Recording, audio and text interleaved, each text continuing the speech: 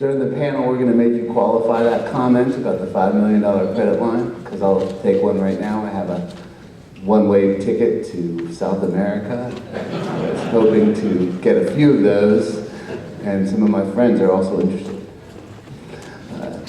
Those will be some of the things we'll follow up on the panel. My name is Rick Gerges. I'm with Equitable Consulting. I've been a licensed loan officer for 20 years. I own the company. I'm a commercial lender and a residential mortgage broker. We're going to talk a lot about the types of loans we do. Residential, Fannie Mae, Freddie Mac, FHA, VA.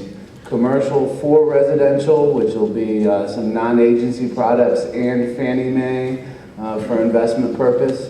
We'll probably lean into some light commercial investment and probably not cover any business purpose commercial.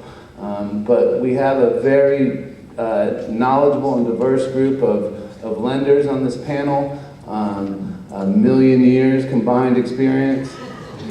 I look forward to some of the discussions, and don't be afraid to push some buttons and see if someone can defend their statements.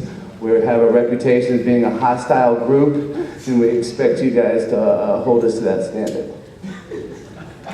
Rick Gerges, Equitable Consulting. Everybody doing today?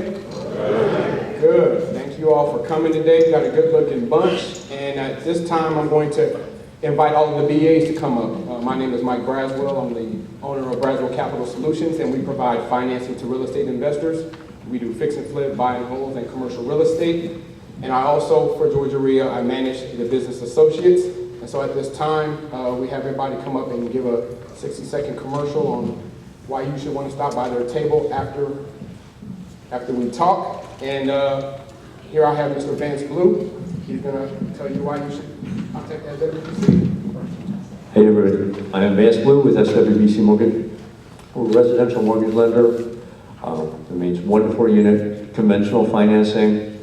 Can help you out with your buy and hold strategies pretty well with that. And we're going to talk more later in the panel. So. Hello everyone. How many people have done 4 more flips in the past 24 months? Flipping defined as entering the deal, holding title for 7 or more days, and then exiting the deal. Well, if you had done, and no one has, unfortunately, I would be able to give you a $5 million line of credit. And if you've done 10 or more, that line of credit would be good for a whole year. So I represent Lending Home. We're the biggest fix and flip lender on the planet. We've been active for 4+ years. We've lent out over $4 billion. We average about 500 to 600 loans per month closed. We're truly unlimited. We're the bridge between Wall Street efficiencies and financing and Main Street investors like yourself. Many of you would like to most probably have a large rental portfolio or start getting the flips because your wife likes it on HGTV perhaps. I don't know, like mine, but she doesn't like swinging hammer, it drives me crazy. But I love finding big, stinky dirties, fixing up and selling them and getting a big check. I can help you guys do that. I'm in the back. My name is John. Thank you. I got shined in the eyes really bad. Paces Funding is my company. I am a direct hard money lender. I've been lending here in town for 15 years, so I've seen a little bit of everything. I was a lender when the market was good. I was a lender when the market was bad, and I'm still doing it for whatever in the world reason. I am the underwriter. I hit the submit, but I wire the money for closings. So I'm not a broker. I'm not a big national company. I've got an office in Buckhead on Piedmont Road. I meet all my borrowers. I look at every property I lend on. So I'm very hands-on. No credit score requirement. No bank statements, no tax returns. If it's a good deal, I'll typically lend on it. Most of our loans are fix and flip loans. But we also do cash out loans, new construction, lend on commercial projects. I got called up about a funeral home today. Not sure if I'm going to do that one or not, but the point is, because it's my fund, I can kind of do what I want to do. We lend 85% of cost for the fix and flip loans, 85% of purchase, 85% of rehab, 12-month loans. So kind of my lane is that short-term 12-month stuff. I don't know anything about Fannie or Freddie loans or long-term stuff. It's a different language. These other guys are experts in that.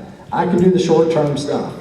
Dean Tillman, 404-822-9507. I'll be up in this panel also, so you can grill the other guys. I'll use the microphone then. So the BRR strategy, B is for buy low, R is rent to debt service well, next R is for refinance, next R is for repeat. Okay, so the idea is that you can use your same down payment repeatedly, and I'm going to go through an example, and we're going to set some groundwork so that you guys can fully bake your questions when you hit our lenders with it. Buy low, because you're going to find your best deals, especially in this seller's market, right? You're going to need something that's slightly distressed. There's not a lot of fantastic properties in great areas underpriced at the moment, are there? No. So you're going to have to find something that's a little beat up. You may need a couple dollars to fix it up. And I think everyone on our panel, except for Vance and the bow tie, well, actually Vance does renovation loans too. Vance does Fannie Mae and Freddie Mac renovation loans. And you guys should give him a standing ovation for that right now, because I don't know why he does them. I could do them, but I wouldn't. So everyone actually on your panel does renovation loans in a wide variety of resources. And we're going to explain that variety in just a second. So let's go through a quick example of a BRRRR strategy exercise.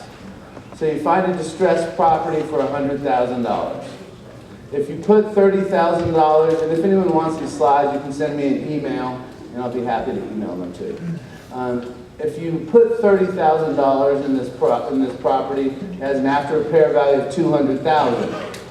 So it more than meets the criteria that we can explain it to you as we go along as a good fix and flip or buy and hold.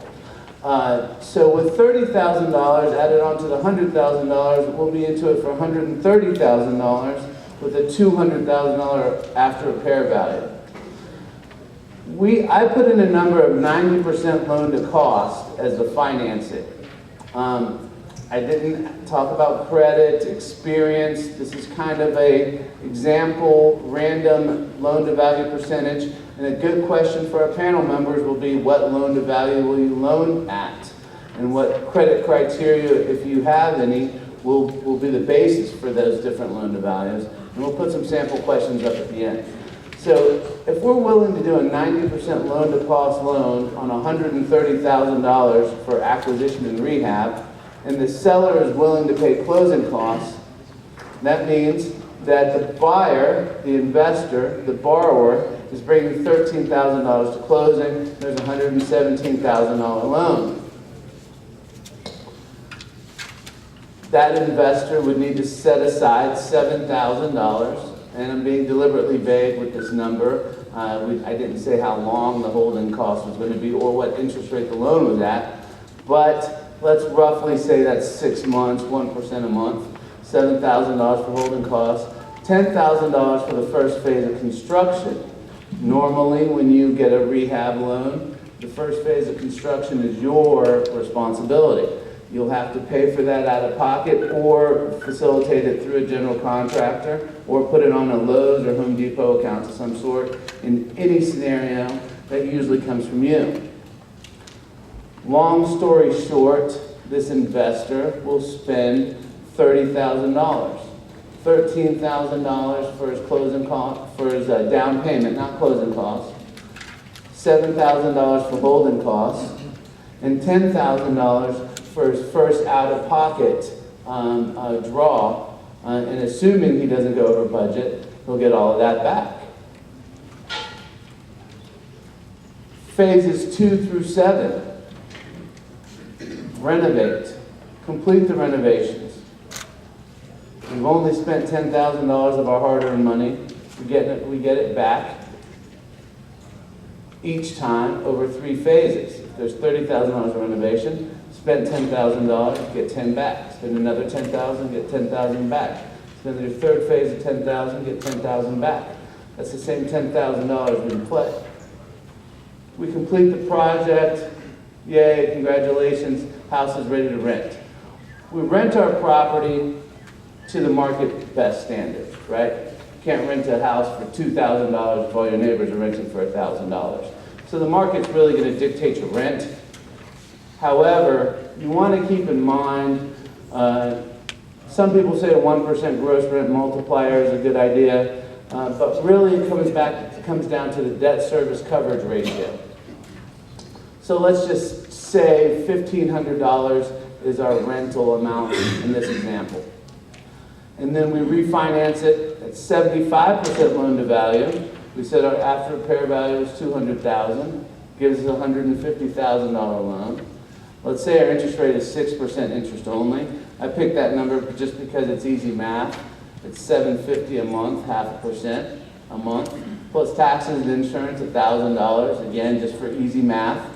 That's a 1.5 to 1 debt service coverage ratio.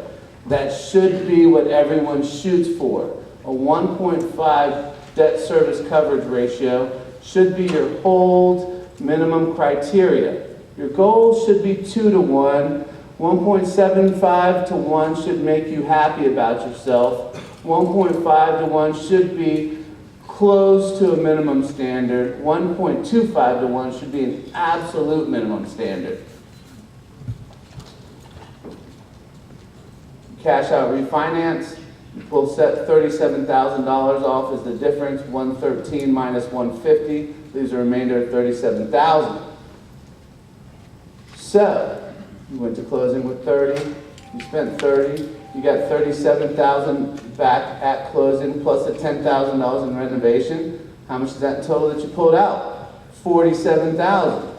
So, this strategy is designed to allow you to use $30,000 in this example and leave with $47,000 in addition to a passive income of $500 or more on the property, plus you have $50,000 in equity.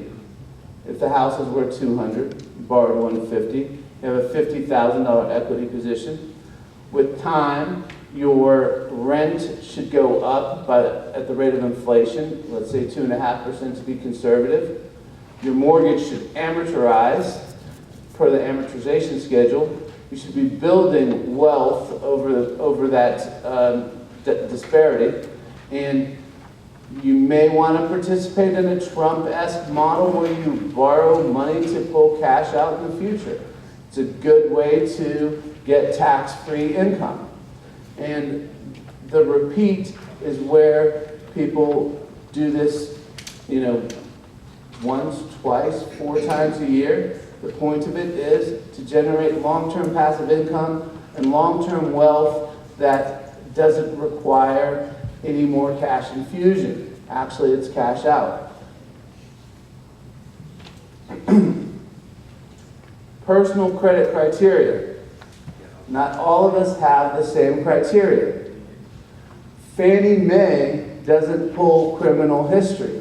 Vance will never run a police report before considering you for a loan.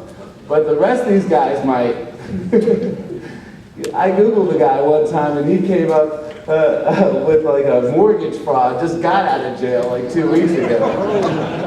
And you guys probably applied with you guys too. We all talk to each other, by the way. And I think it was Angel told me to Google this guy, and I was like, oh wow, he worked for Omni back in the day, just did a 10-year bit for mortgage fraud and then back on it. I was like, okay. So criminal history can get you denied. Yeah, not always. So credit, I do hard money too. I do have a credit requirement at 600. You can ask these guys what their credit requirement is. We don't have any income requirements on most hard money loans. Most hard money guys don't have any income requirements. But on any Fannie Mae or Freddie Mac loan, income is going to be the single most important criteria. Liquid assets are IRAs, 401ks, stocks, bonds, cash in the bank. That's a big factor with most of your Freddie Mac stuff. Most people are going to require 6 months for a per investment property and 3 months for your primary residence. Project experience is really important on a bridge loan flip. Probably you guys change your LTVs like we do based on how many they've done in the last 2 years. But that would be a great question for PACEs. Here's some personal criteria we can flip back and forth when you guys want to address some questions. Mortgage property criteria. Area. Are we going to go do loans in Macon or outside the 13 county metro Atlanta area? How about Augusta or another state? What's the minimum property value? Will you do a $60,000 house and a $40,000 loan? Will you do a $2 million house and a $1.5 million loan? What's the loan to value? So loan to value on a renovated property means that if someone loans you $75,000 on a $100,000 fixed up house, that's 75% loan to value. Loan to cost is what percentage of acquisition plus rehab can you borrow at. Combined loan to value is the first mortgage plus the second mortgage combined total loan to value percentage divided by the value of the property. And loan to value of the ARV is what percentage of the after repair value will someone be able to loan to you at. Another property criteria is your renovation budget. People don't like to do $20,000 house purchases with $100,000 renovation budgets. Well, Dean will do new construction, so that's right up his alley. I personally am not too interested in that. Investment exit strategy. What do you plan? What's your plan? Do you plan on buying a house and flipping it, or buying a house and keeping it and renting it? Well, if it doesn't debt service coverage well, if the median rent is lower than the mortgage payment, then it's not a good hold. And if that's your exit strategy, we might give you a solid F on that plan. So types of mortgages. Okay. Vance is a licensed loan officer. I'm a licensed loan officer, but I'm a little different because I own the company and I can just make stuff up. But Vance works for a large lender, so he's got to be Dodd-Frank compliant, and he's limited, as well as trade and every other law that is encompassed in the Dodd-Frank Act. And he's also limited to his company's terms and policies. He can do anything, and correct me if I'm wrong, that's Fannie Mae, Freddie Mac, FHA, VA, and USDA. So Fannie and Freddie have a home improvement loan for investment property, and he can talk to you about that because it's amazing that he's signed himself up for that. And then there's also owner-occupied renovation loans like the FHA 203K. The rest of these guys do what's called non-agency, meaning it's none of those agencies. It's private institutional or private fund. In either case, it's non-agency. So you have residential mortgages, and then you have investment purpose residential mortgages, but that's actually shouldn't fall under Dodd-Frank because it's not technically a QM loan, but since he's selling to Fannie, Freddie, and Fannie Mae writes all the buyer's guide rules, he's going to still meet TRID and Dodd-Frank compliance in that process. And it's still, he considers it residential, but technically it's commercial. And that would fall under the third bullet, which is commercial points for residential property 1 to 4 units. The next type, which is something your whole panel does. Next type would be commercial loans for residential property 5+ units. Raise your hand if you do those. All right. And then commercial loans for investment, office, self-storage, mobile home parks, retail, rental, light industrial. Raise your hand if you do those. All right. And then the next category is commercial loans for owner-operated businesses, hotels, bars, and SBA-dominated industry. Raise your hand if you do those. All right.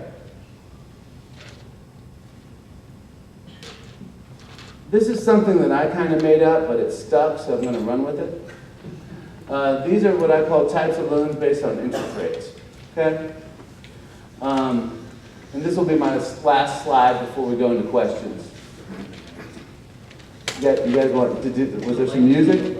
Oh, okay. All right, so I would say there's 3 boxes of types of loans. Box 1 I call prime, bank loans, okay? That's Vance's arena.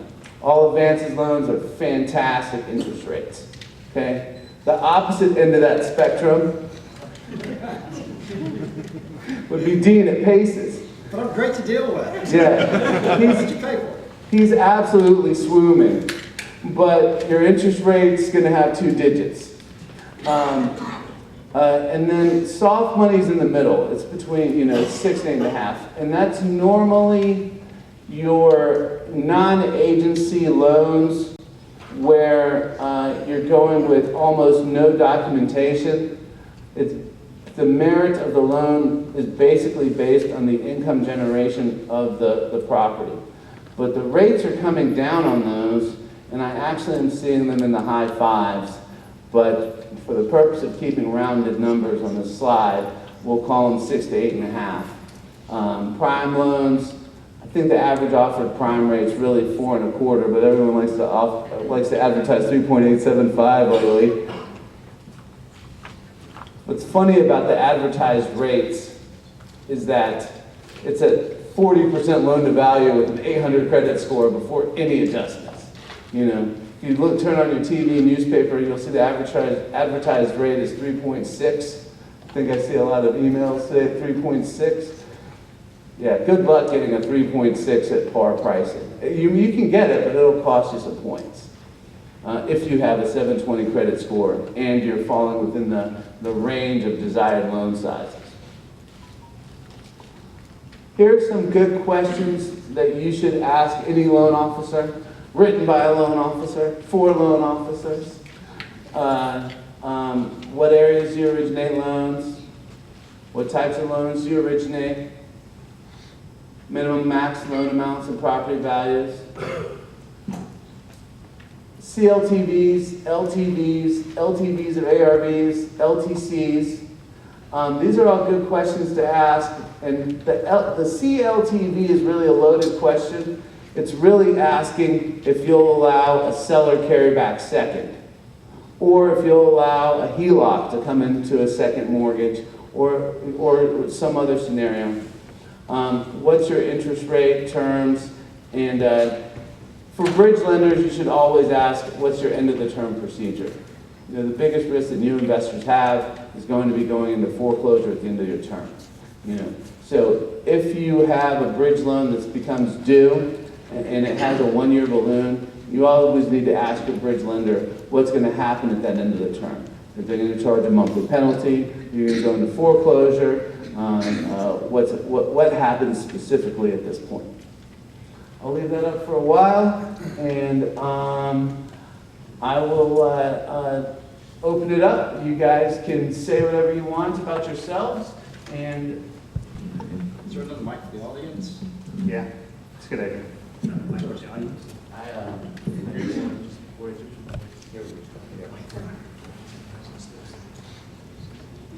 So I'll just start off with this first question, just for giggles. What areas do you originate loans within? The helicopter view is we lend currently in 27 states in America.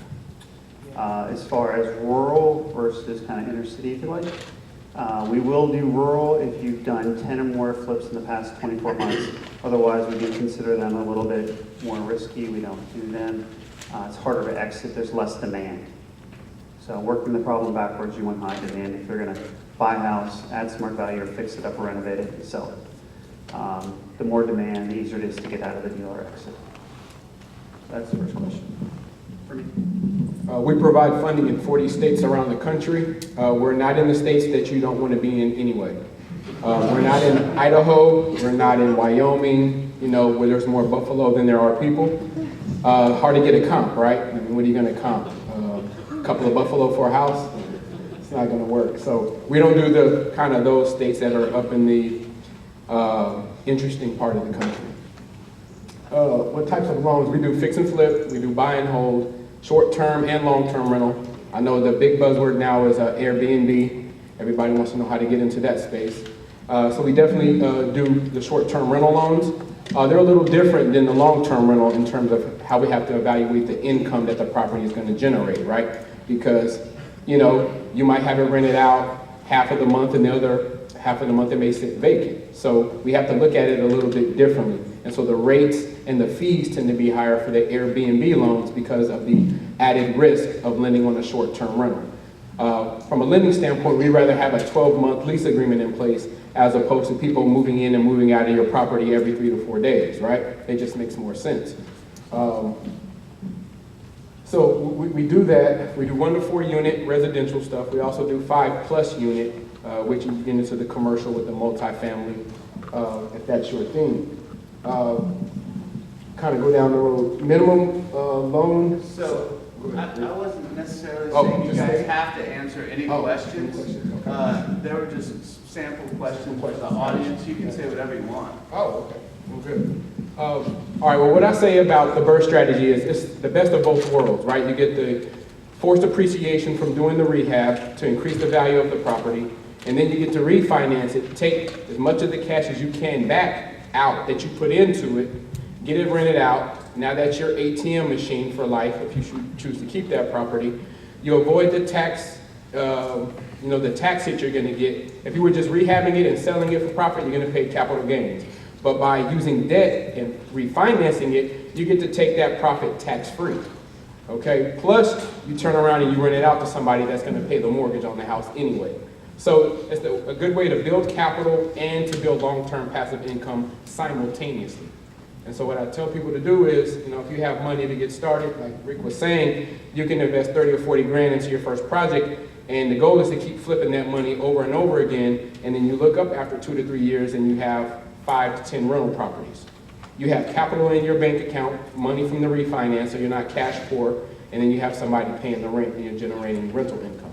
So it's a good strategy to employ, particularly with the type of loans that I do, because we only do, business lending. So the loans aren't going to be reported on your personal credit, which is worth its weight in gold right there. I have a gentleman, he owns 150 rental properties. Now, one of those properties is on his personal credit. The only way those loans are going to show up is if you default on them. Other than that, nobody knows you own those properties until they see your tax return, which we're not going to ask you for anyway. Okay? So everything that we do is all about investor friendly, about you getting in, getting out of that project. But the biggest problem that I see with the BRRRR strategy is that initially investors don't go into the project wanting to do BRRRR. Maybe they can't sell it for what they wanted to, it sits on the market too long, and now they're forced to rent it out.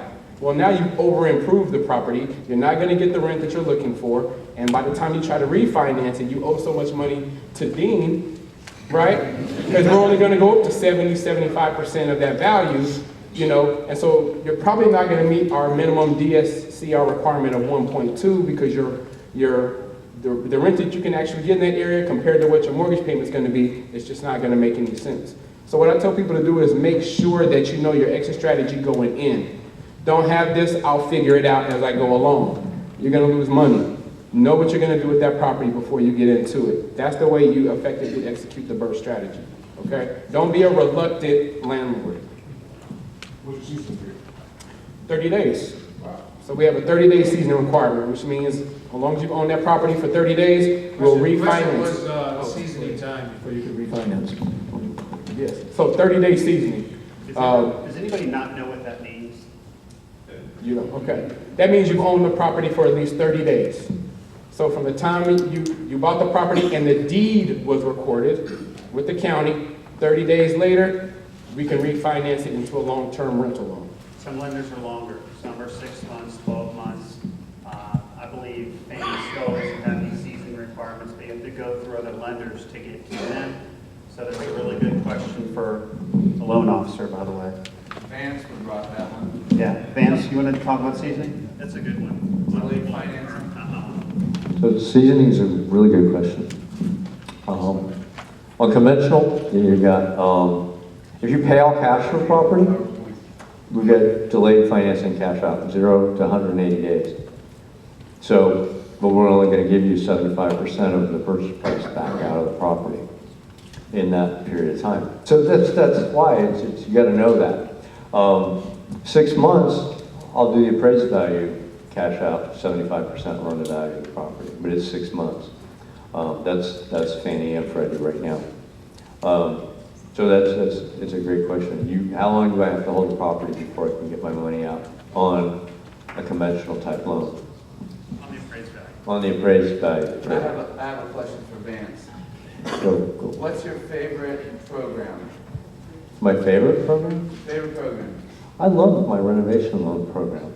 It's because it's a homestyle renovation loan. Yeah, the homestyle renovation loan is like, well, because I did the construction, I can walk everybody through all the steps, what not to do.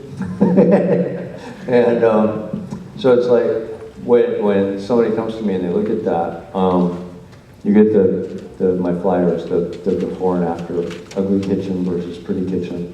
Although that's probably a more improved kitchen than you're going to do.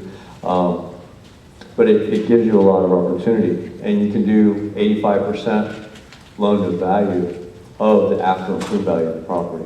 So your purchase price plus repairs, like in Rick's example, that 130, we'll loan 85% of that 130. Do you have to have a HUD-approved counselor approve your budget and plans?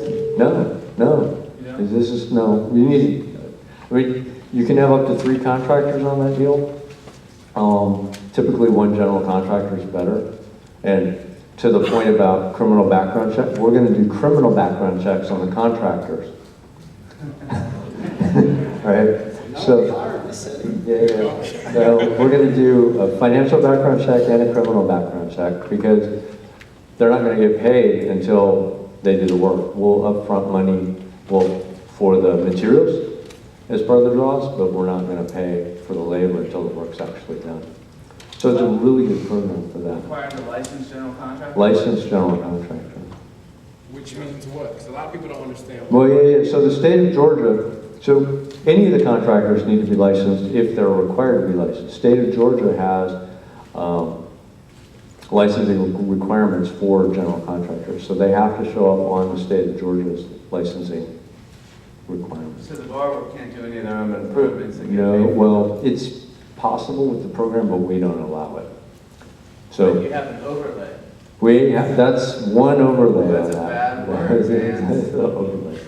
But we want you making the money doing whatever you do to make money, because that's how you're going to pay the loan back.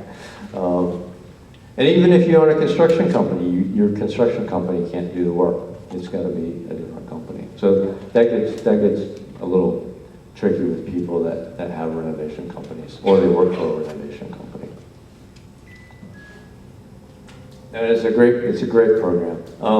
But it's not for everybody. It's like, these guys do different things. So it's like, if you want a conventional loan, it's perfect for buy and hold. What's the minimum and maximum loan amount? So, minimum 50.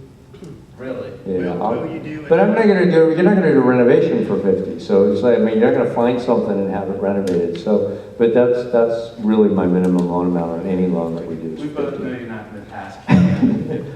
Yeah, you don't have to QM for 50 because it's investment property. Vince, do you do non-owner occupied loans with that Yeah, one single unit. Yeah, That max LTV is what? max LTV is 85% As well LTV. as for owner.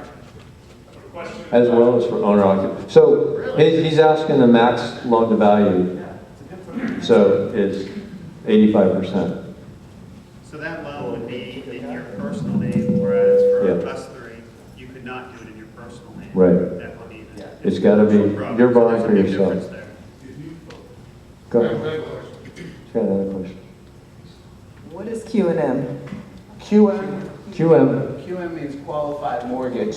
Since the Dodd-Frank Act, I'm gonna do a rough shot explanation for it, but, and then feel free to correct me, but, let's just say your APR can't exceed 2% higher than than the average offered interest rate. And since all third-party closing costs count now into the cost calculation, a $50,000 loan would fail QM because it would be too expensive from an APR standpoint. Even if we charged nothing. Like I tried to do a $50,000 loan and I waived my fee to zero and I couldn't get it to go through. yeah, but for investment property, we don't care Yeah, about there's no QM. QM. So it's no QM. If I was doing a primary residence, that wouldn't work. Yeah. Are there any restrictions on financing mobile homes? We can't do mobile homes. Cannot do mobile. Yeah, we don't do mobile homes either. Our company doesn't do mobile homes. Anybody shake their head yes? For you, I would. See, for you, I would. I'll do a mobile home.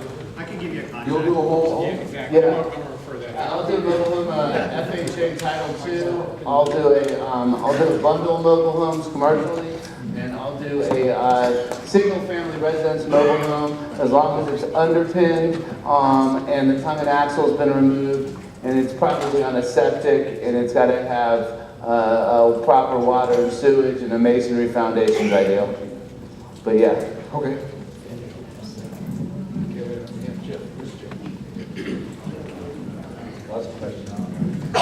So I have two questions. First, I'll tackle the hopefully easy one. So I'm looking at, I've got some properties I've been looking at refinancing. So kind of a slow burn maybe. And I talked with Vance about them a while ago. So this first question relates to the titling, ownership titling. So all of my properties are currently titled in land trusts, which was an immediate, Vance says I got to change them all to personal name for at least 6 months before I can refinance, FHA, Fannie Mae. With the rest of you guys, do you do long-term rental property financing in land trusts? We can, but only in the state of Georgia, and you have to use our own trust document, the wording that's in there. So, They're already in a land trust, do that? right, Some way to- you're gonna have to put it on our documentation, But on you our could- contracts. You could transfer it to your, is this going out? You could transfer it to your contract Right, and not have any additional seasoning? right, and that only applies to the state of Georgia. And he's talking about a non-agency loan. Right. But that's not a Fannie Mae overlay. So that's SWBC's overlay. Fannie doesn't allow land trusts? Are you sure? Huh.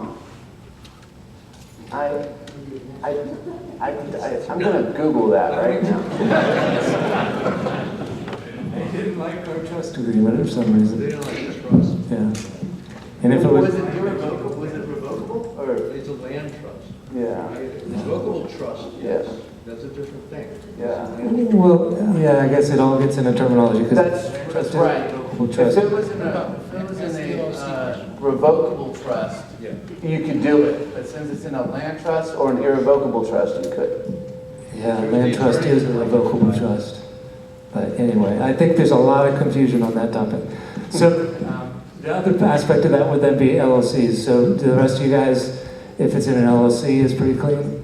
Yes. Yeah, we want it in the name of your business, right? So it definitely needs to be in your LLC. And we don't care if it's going from your personal name to your LLC as long as the chain of ownership is the same. And I think I shared with you, I believe the answer is yes, I just have to check.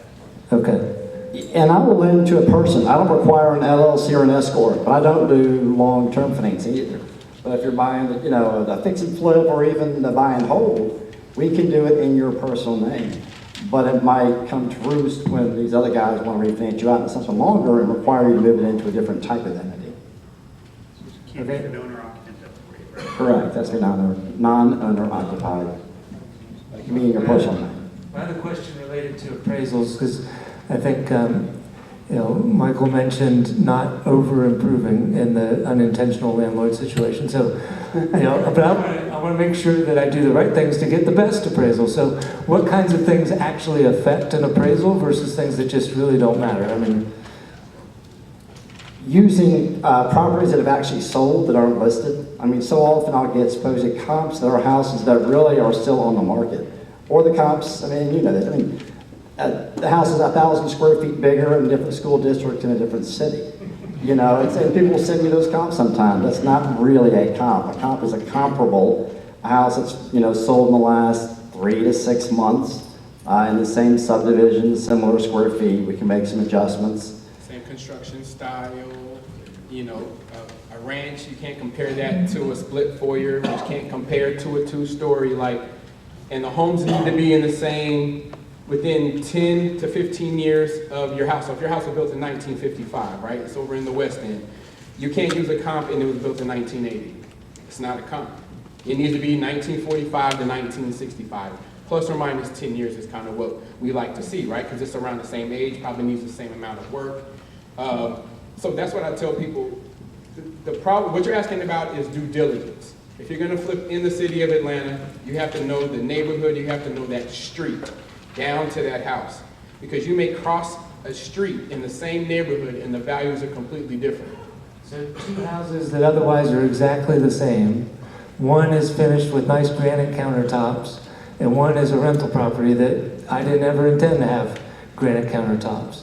Is that It comes down to finishes, right? So finishes will be considered as well. Yeah, finishes are important because that's what makes a house comparable. If your house has linoleum in it, right, and then they're using hardwood floors, if they have high-end appliances, Sub-Zero and stuff like that, and you have the builder-grade appliances, it's not comparable. So that's why I tell people, know what you're going to do with that house before you put it on the contract. Know exactly what you're going to do and stick to that plan.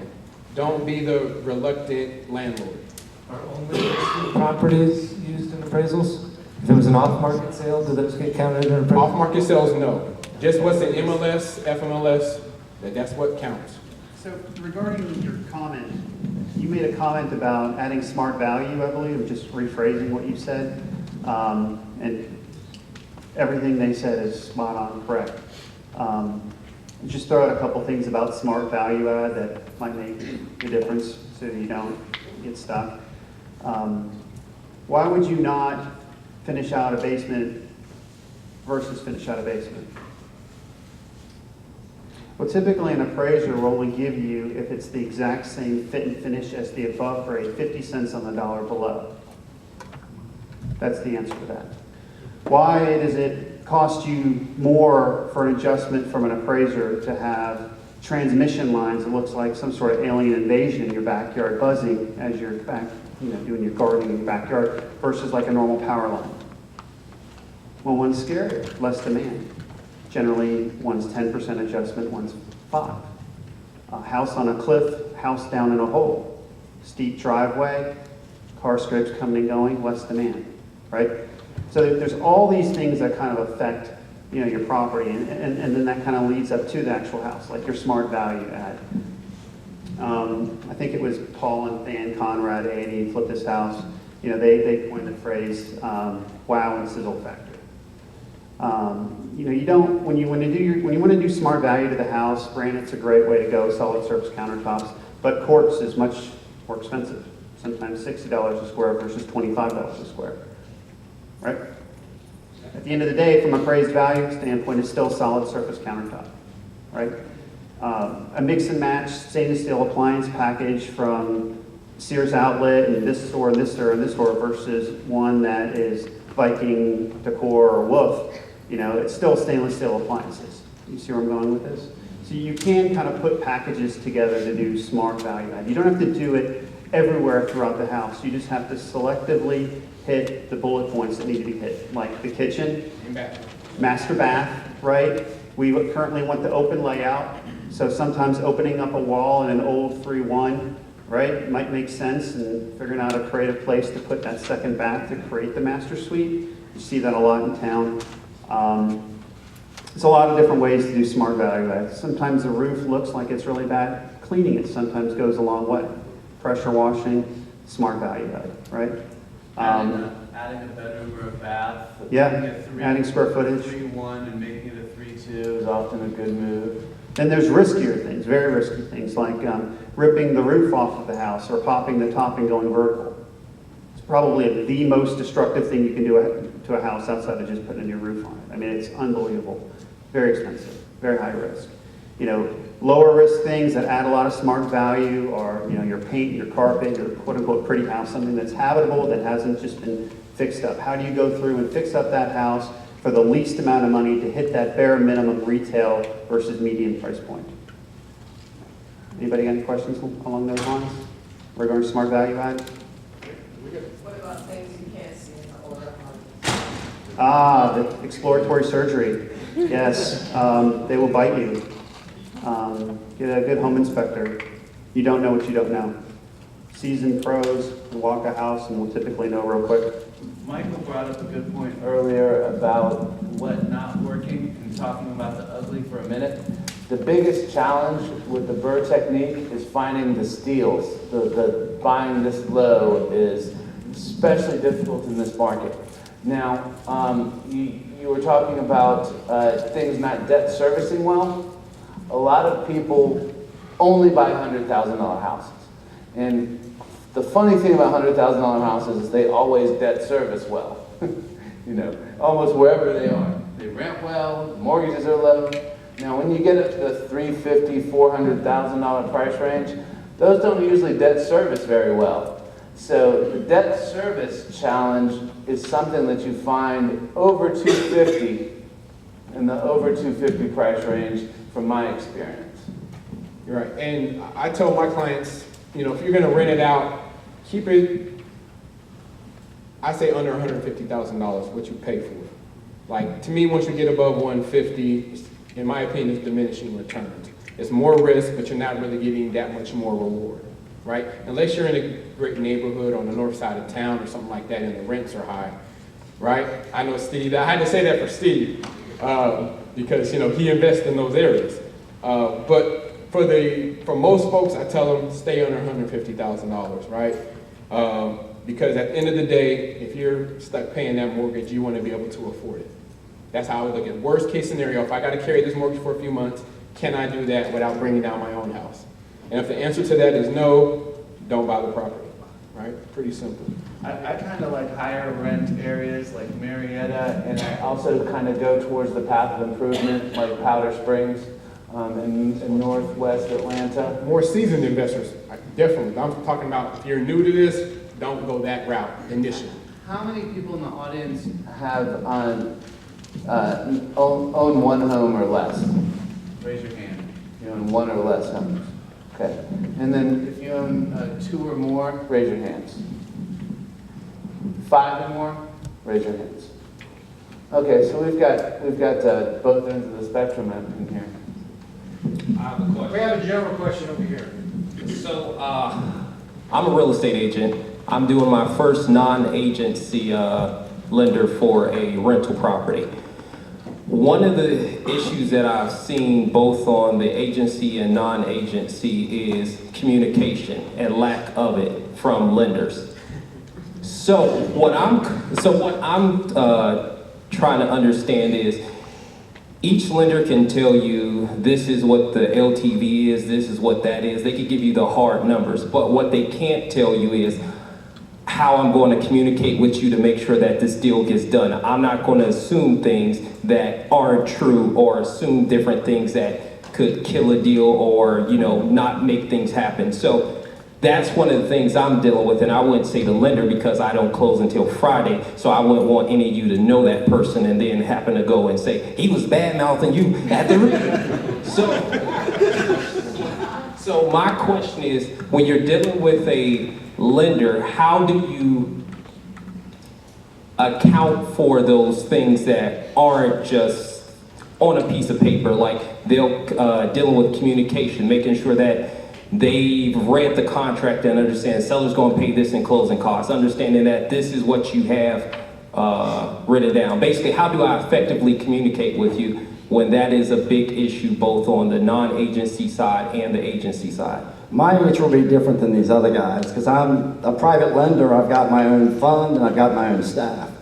So as much as we want to keep communication going, I'm going to be blunt with you. I'm going to say, this is a really shitty deal you got right here. You might want to walk the other direction. And I'll tell you that in the first 5 minutes of the conversation.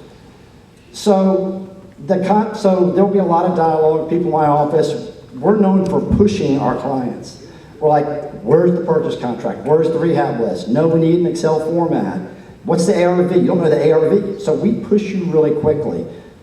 So we're very high touch, hands-on, let's get this thing to closing, and the wholesalers beating you up. Sorry all you wholesalers here in town. That's where we come in, as when someone's got to close a deal next week, that's where we jump into it. So the communication that you have with my company is going to be very direct, and it's going to be very immediate. And we're going to get ticked off if you don't get back with us, because we know the day before closing, you're going to blame us, and you're going to tell everybody that we screwed it up. So I'm the underwriter. So I don't have a committee that I've got to go to that I come back and go, oh, yeah, your tax return, there was something from 2016 on it that doesn't make any sense. Quick story. I had a client who was refinancing a loan. I told this at the beginner investor meeting. He took his son to a college football game. Buddy of his gave him $20 to buy a Coke and whatever. So the guy gave him a check for $20 to pay him back. The guy deposits the check for $20. He's getting a refinance on an investment property a year later. The lender held it up because they wanted documentation and a letter for that $20 deposit. Where the hell did that come from? I'm like, that made no sense at all. But the communication was lacking because that lender asked for that at the very last minute because somebody in Colorado or Texas was trying to probably validate their job. So I guess what I'm saying is my communication is going to be very quick. It's going to be very immediate. Now, when you're dealing with bigger national lenders, or your broker may have multiple lenders, sometimes it can get tricky, and that's kind of what you have to look at. Their pricing may be cheaper than mine, but there are some other things that may not fit for you. That's why each of us have really different flavors, different programs for what you need. Is it speed? Is it a contractor who's been to prison? I'm okay with that. Have you been to prison? I'm okay with that generally, as long as you're all right. Yeah, I mean, it's, if you have mortgage fraud, I kind of look the other, I kind of put my foot down on that one. He's okay with it. Give it a chance. I mean, take me out for a beer, and you can't quite tell. So I don't have this big cloud of corporate world behind me. If I think I'm gonna get paid back in a year, I'll lend to you. Most of us are non-departmentalized. Yeah. And so I'm gonna have these guys will have a much different answer probably than what I have. It's the loan officer you're working with. It really is. I mean, company to company, loan officer to loan officer, it's how engaged they are with the client they're working with you as the realtor, with the borrower as their customer. I am both the realtor and the buyer. Sorry, say that again. I am both the realtor and the buyer. Oh, okay. So, yeah, you might not use that lender again if you didn't have a good experience, and that's the case. I hear that a lot. I get a lot of referrals from realtors that have had transactions go sideways because the lender didn't understand their client, especially when they're real estate investors. Because I was trying to understand how do you effectively communicate with the lender, and you're just saying basically it's the loan officer. It's the loan officer's responsibility to do that communication. If they're not doing their job. It should be in the beginning, in the middle, and toward the end. I bet Everyone has their cell phone number. numbers and mine. too. This is what I say, because I work for a large, big company, and I now work for myself. I would say to you, if it's the first time you're doing business with somebody, and you're sending over that contract and all the documents that you need, that in your email, you do a deal summary. This is purchase price. This is rehab budget. Give the important closing date, earnest money. Give all those important details in the email along with your attachments. And then once you do that, then have a conversation with that loan officer to make sure that they understand what it is that you have sent to them, right? You want to set up the deal is really what I'm saying, so that they can be without excuse. Oh, I didn't see that in the contract, or whatever the case may be, because you kind of give them a little high-level outline of this is the pertinent information you, Mr. Lender, need to know, in order to help me move my deal along. And then keep that communication going with them. Are you guys open to taking a second position or only first position? Only first minute. At the last 2 years in a row, I don't know if you know what that is, but that's the Financial Technology Award for the planner, basically. Beat out entities like JP Morgan Chase. And the technology side of our company is one of our secret sauces. And 350 plus employees. Once you're in our system and we have everything on you, the loan can close in 5 to 7 days. We're closing 500 to 600 loans every month. Had over 20,000 shots on goals. Yeah, when we first started, there were some kinks. We've gotten those kinks out because we've had 20,000 shots on goals. But the ball goes both ways. If for some reason, based upon the dates, when you give us your corporate bank statements, we don't require any income docs. If we need updated docs, you're going to get a call and an email. You're going to have to pass the ball back, right? But it goes both ways. So just in the beginning, on the front end, ideally for anyone, you'd want to have an itemized list for whomever's pre-approving you to basically hopefully get approval. Once you're approved, the property's got to be approved. At the end of the day, across the board, then you've got to go to closing. What's going to be one of the holdups for that? Either your BPO or hybrid or full appraisal, the title work, right? Whether it's coming from an attorney or title company or an abstract title company, that's got to be first for all of us, right? Generally speaking. And then you've got to close. If you've got funds that have to come to the table, go with the instructions from the title company and the closing attorney. Most probably they're going to want you to wire it in, right? Was it an owner-occupied Non-agency loan? Yes. No, not owner occupied. It was investment property? Yes, just being very proactive, following up on the details. Absolutely. Was it bank savings? Was it 12-month bank savings? Savings program, or was it 30 days. 30-day bank savings? Oh, okay, you only have just assets to close? Our ex-Treasury President, Mr. Jordan, suggested that you ask the loan officer from time to time, is there anything else that you need? Is that logical? Because my experience is you still won't find out something like before. That was my thing. That's my experience. Is there anything else that we need?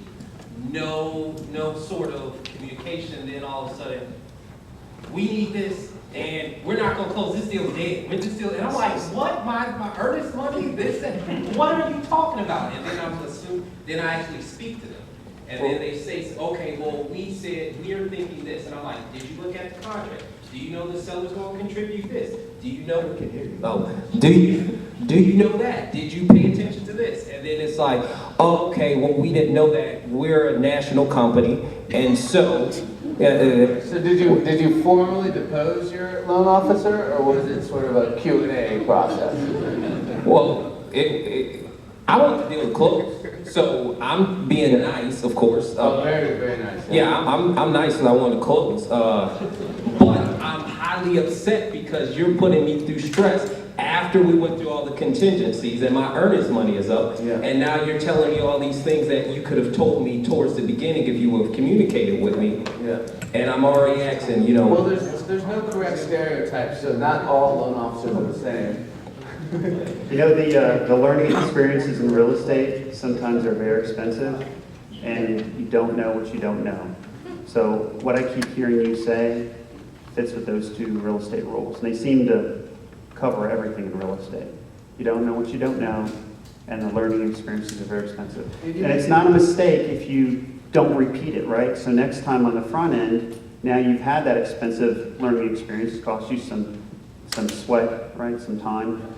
you won't make that mistake again, right? But that's what I wondered. I don't know how to not make a mistake when it's the lender is coming. Well, if you're doing a real estate transaction, a loan or a flip or what have you, you know, one way to mitigate the risk of not knowing in advance is partnering with someone who does know, right? So that they can steer you, you know? But I know what you're talking about. You're kind of in the middle of it now. I'm talking about the lender. Yeah, I'm talking about the lender. It's not that I don't know. I've closed many deals, real estate deals. This is, and I've used traditional banks for other rental properties. This is my first time using a non-agency and then going through the process and then them kind of, you know, not being upfront and letting me know certain things will be required, or basically, the underwriting needs this now. We need to know, and basically what he said with the $20, they're like, we need to source this money. Where did this money come from? Where, you know, my wife's an attorney. I got the money from my wife. We have lots of cash that comes in. So it's like, where'd she get that money from? Who's her client? You know, these types of things. I'm like, is this hard money or is this, you know, what is this? Okay, so the U.S. Patriot Act. How, Very with the underwriter, international guys. Let me help you with the bank statement piece.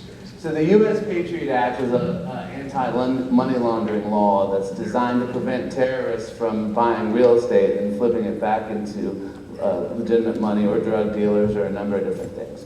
So part of the U.S. Patriot Act requires cash to be sourced if it's being used towards down payment. Now, it's possible that you need to count all the cash that was being deposited in the account. So in that scenario, it would have had to be sourced. So if the cash to closing was close to the amount, but more than likely, you were intimidating your loan officer and they were scared to take your calls. To be totally honest. So it depends. Was your loan officer a 25-year-old millennial that was hiding under his cubicle? Because that's a possibility too. And there's a spectrum of possibilities. You know, there's been times where I've dealt, you know, with various lenders, and they've gone from being excellent to being horrible, depending on the management shuffle going to another company, or the funding that's been pulled out. You know, so there's companies that are being taken over and investors that are leaving funds all the time. And if you happen to catch a company during that transition, and it's happened to everyone that's outsourced funds, then you could be caught in just a extra paperwork process stall game for no reason at all. But most of us are confrontational enough where we just will tell you what's going on and tell you to quit calling us every 10 minutes and let you know when you're going to get the next update.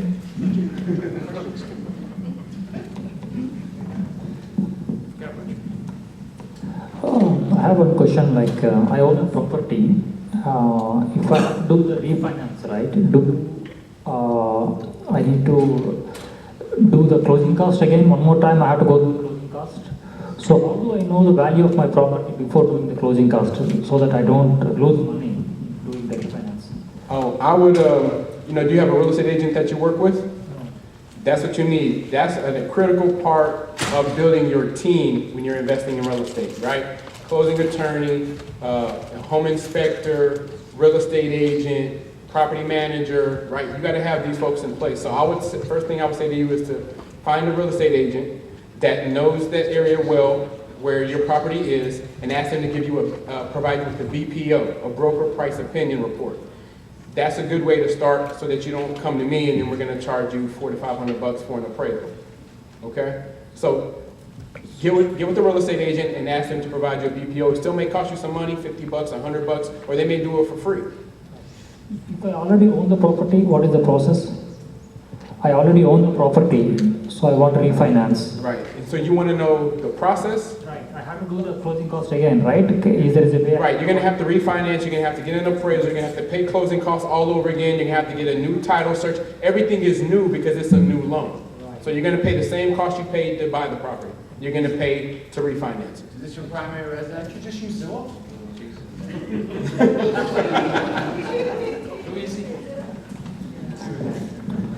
Right, too vernacular.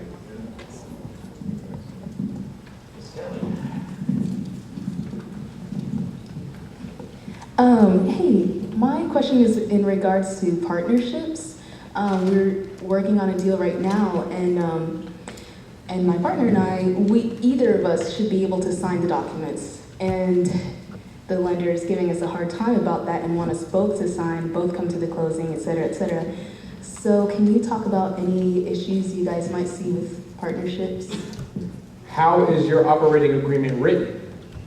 Credit pool. No, Just one person?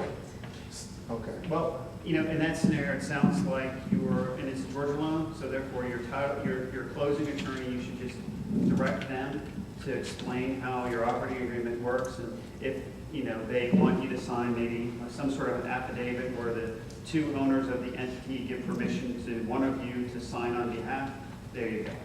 That should be it. Probably any member over 20% ownership has to sign as a personal guarantor and be able. Right. One only has 10%. That's weird, yeah.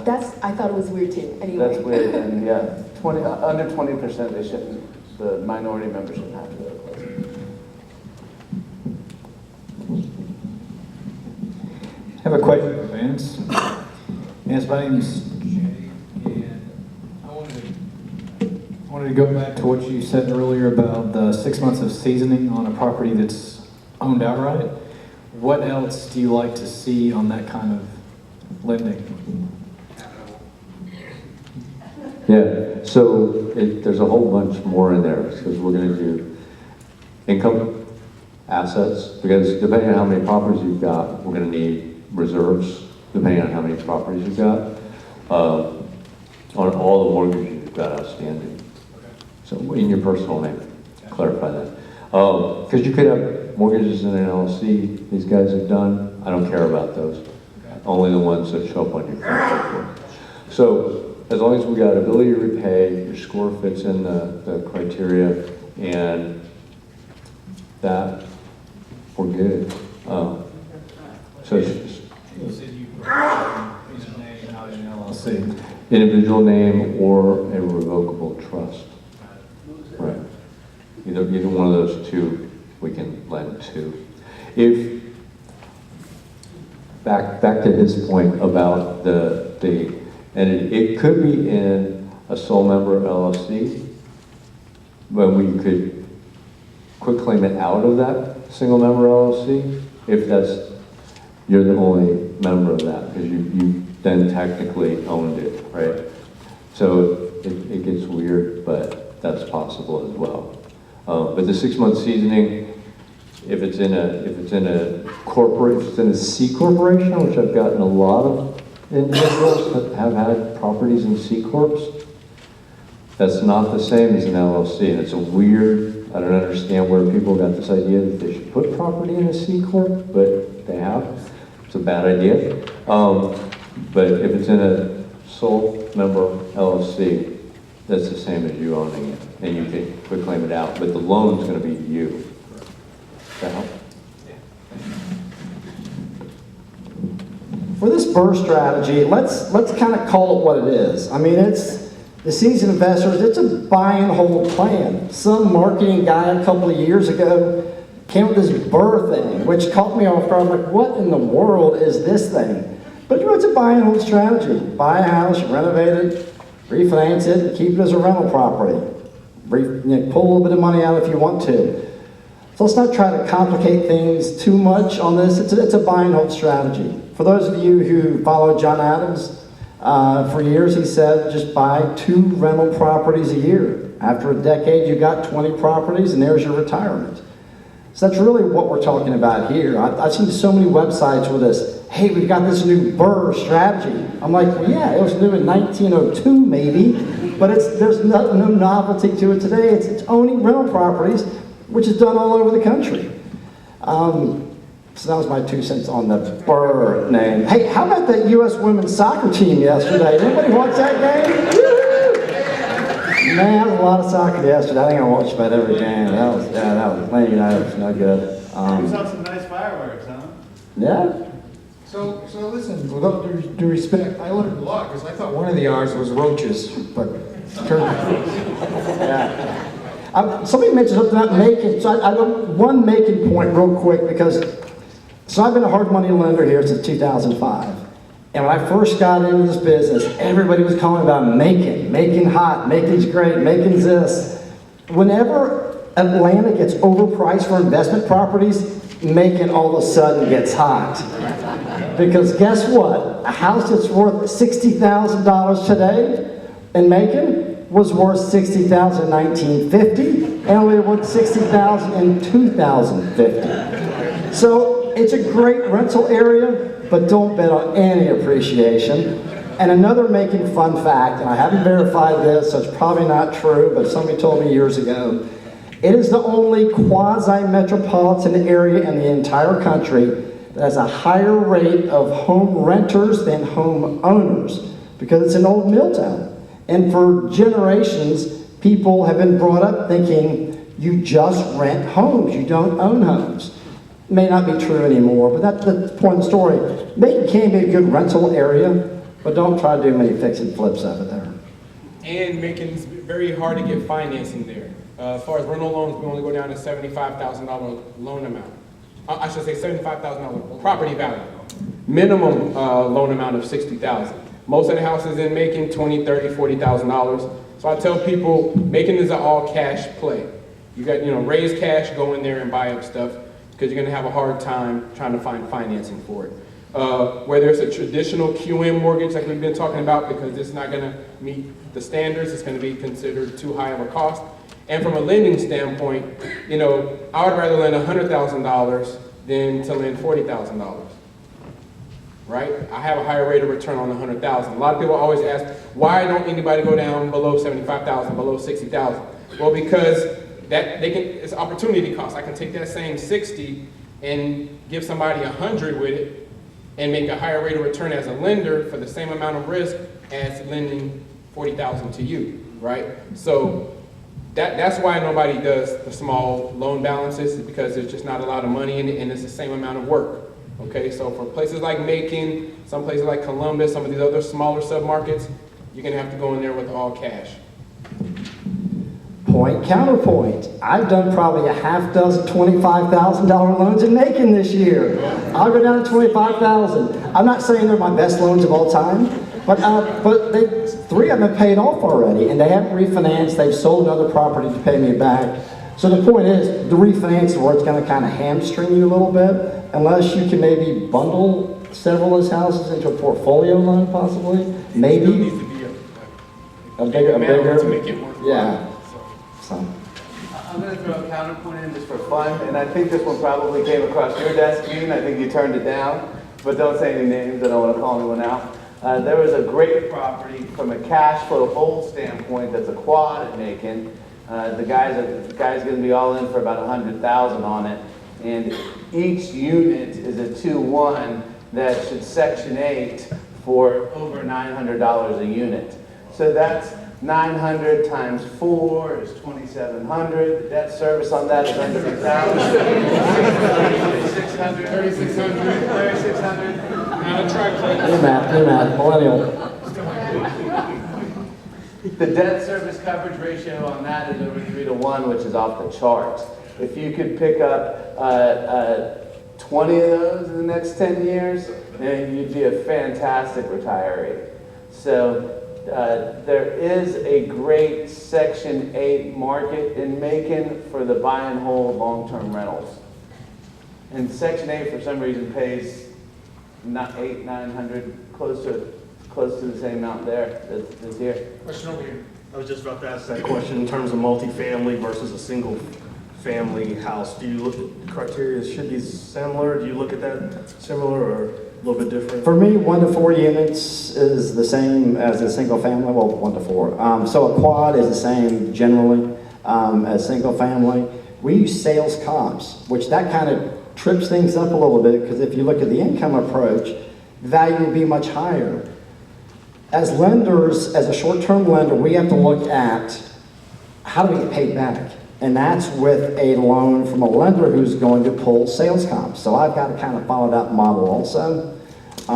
So we do treat them kind of the same, but it does kind of, like that deal in Macon I had, it gummed up the system because the income approach made it totally worthwhile. but the chance of me getting paid back by a lender who was going to look at the income approach was very low. Now, if we're talking 5 units and up, larger multifamily, then the rules are a little bit different. Then we can maybe do a hybrid or maybe look more at the income approach than the sales comps. So, I said I have one property and that I rented out for somebody, but it is on my name. Can I convert it to LLC and then do a refinance, or I can refinance and then convert LLC? Now I created LLC also just like 1 month back. I mean, you can create an LLC and we'll refinance it right into the LLC. Okay, so you can do that. You don't have to do anything first. I mean, obviously you want to get the LLC up and then we'll refinance it into that. One of the main points I want to drive home is that if you're going to do the BRRRR strategy, that make sure you look at the rehab loan and the long term, right? Because the long term, the takeout loan is the most important aspect of this. What you don't want to do is to get into a situation where you can't get out of that short term loan, okay? You know, with Dean in 12 months, right? So I tell people, look at both sides of the equation before you decide if the BRRRR strategy makes sense. Because a lot of times what happens is that when people go to refinance, because the after repair value on the rehab side is not high enough, you may have to bring money to the closing table on that refinance.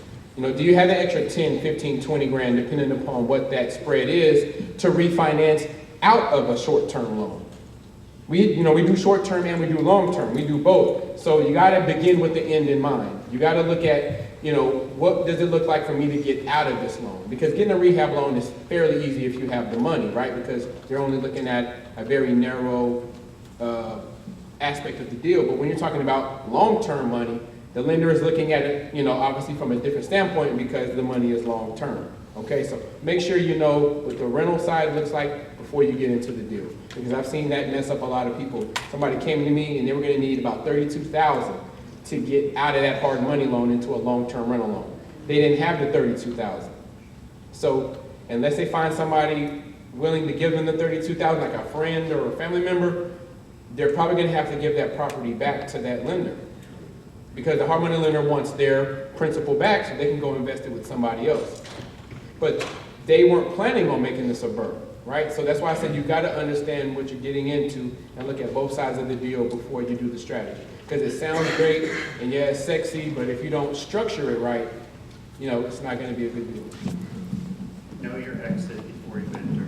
Have multiple exit strategies, right? I wouldn't suggest buying anything that doesn't rent well. So that's great if you try to flip something, but if the rent option is not available, I wouldn't consider it. Oh, and the gentleman mentioned, what's the difference from a lending standpoint when it comes to multifamily. On single family, we want a 1.2 coverage ratio. On triplex, 1.3. On a quad, 1.4, right? Because we want you to be able to service the debt and to be able to handle any maintenance costs or things that come up as you go up in the number of units, right? You're going to have more operating costs with a quad as opposed to a single family or a duplex. So we want that coverage ratio to be higher. That's really the only difference. As far as properties that we will finance, PUDs, planned urban developments, condos, townhouses, single, duplex, or triplex or quads, that's what we'll do. A big problem I see if you're trying to purchase a multifamily in Atlanta, there's not a lot of multifamilies that are selling. There's not a lot of comps. So you have to be careful. I've seen people run into problems trying to acquire multifamilies in the city of Atlanta because there are not a lot of people that are fixing and flipping multifamily properties, if that's what your strategy is, right? There's not a lot of activity of those 2 to 4 units in the city of Atlanta. So you definitely just got to be mindful of that as well. And again, get with a real estate agent before you go to a lender and then you start actually having to spend money. Question, will you lend for long term when it comes to rental properties? If the person has their own funds for the rehab, and as long as the property, say the property's run down and the rents at its current purchase price will cover the debt to service ratio, but the person plans on renovating it with their own funds later and then refinancing it, will you fund it at that more of a rundown property but still has tenants in it that meet the... On a rental loan aspect? Yes, on a rental loan. Well, see, we're looking at property condition. On the appraisal report, it goes from C1, meaning brand new, never lived in, to C6, which means it needs quite a bit of work.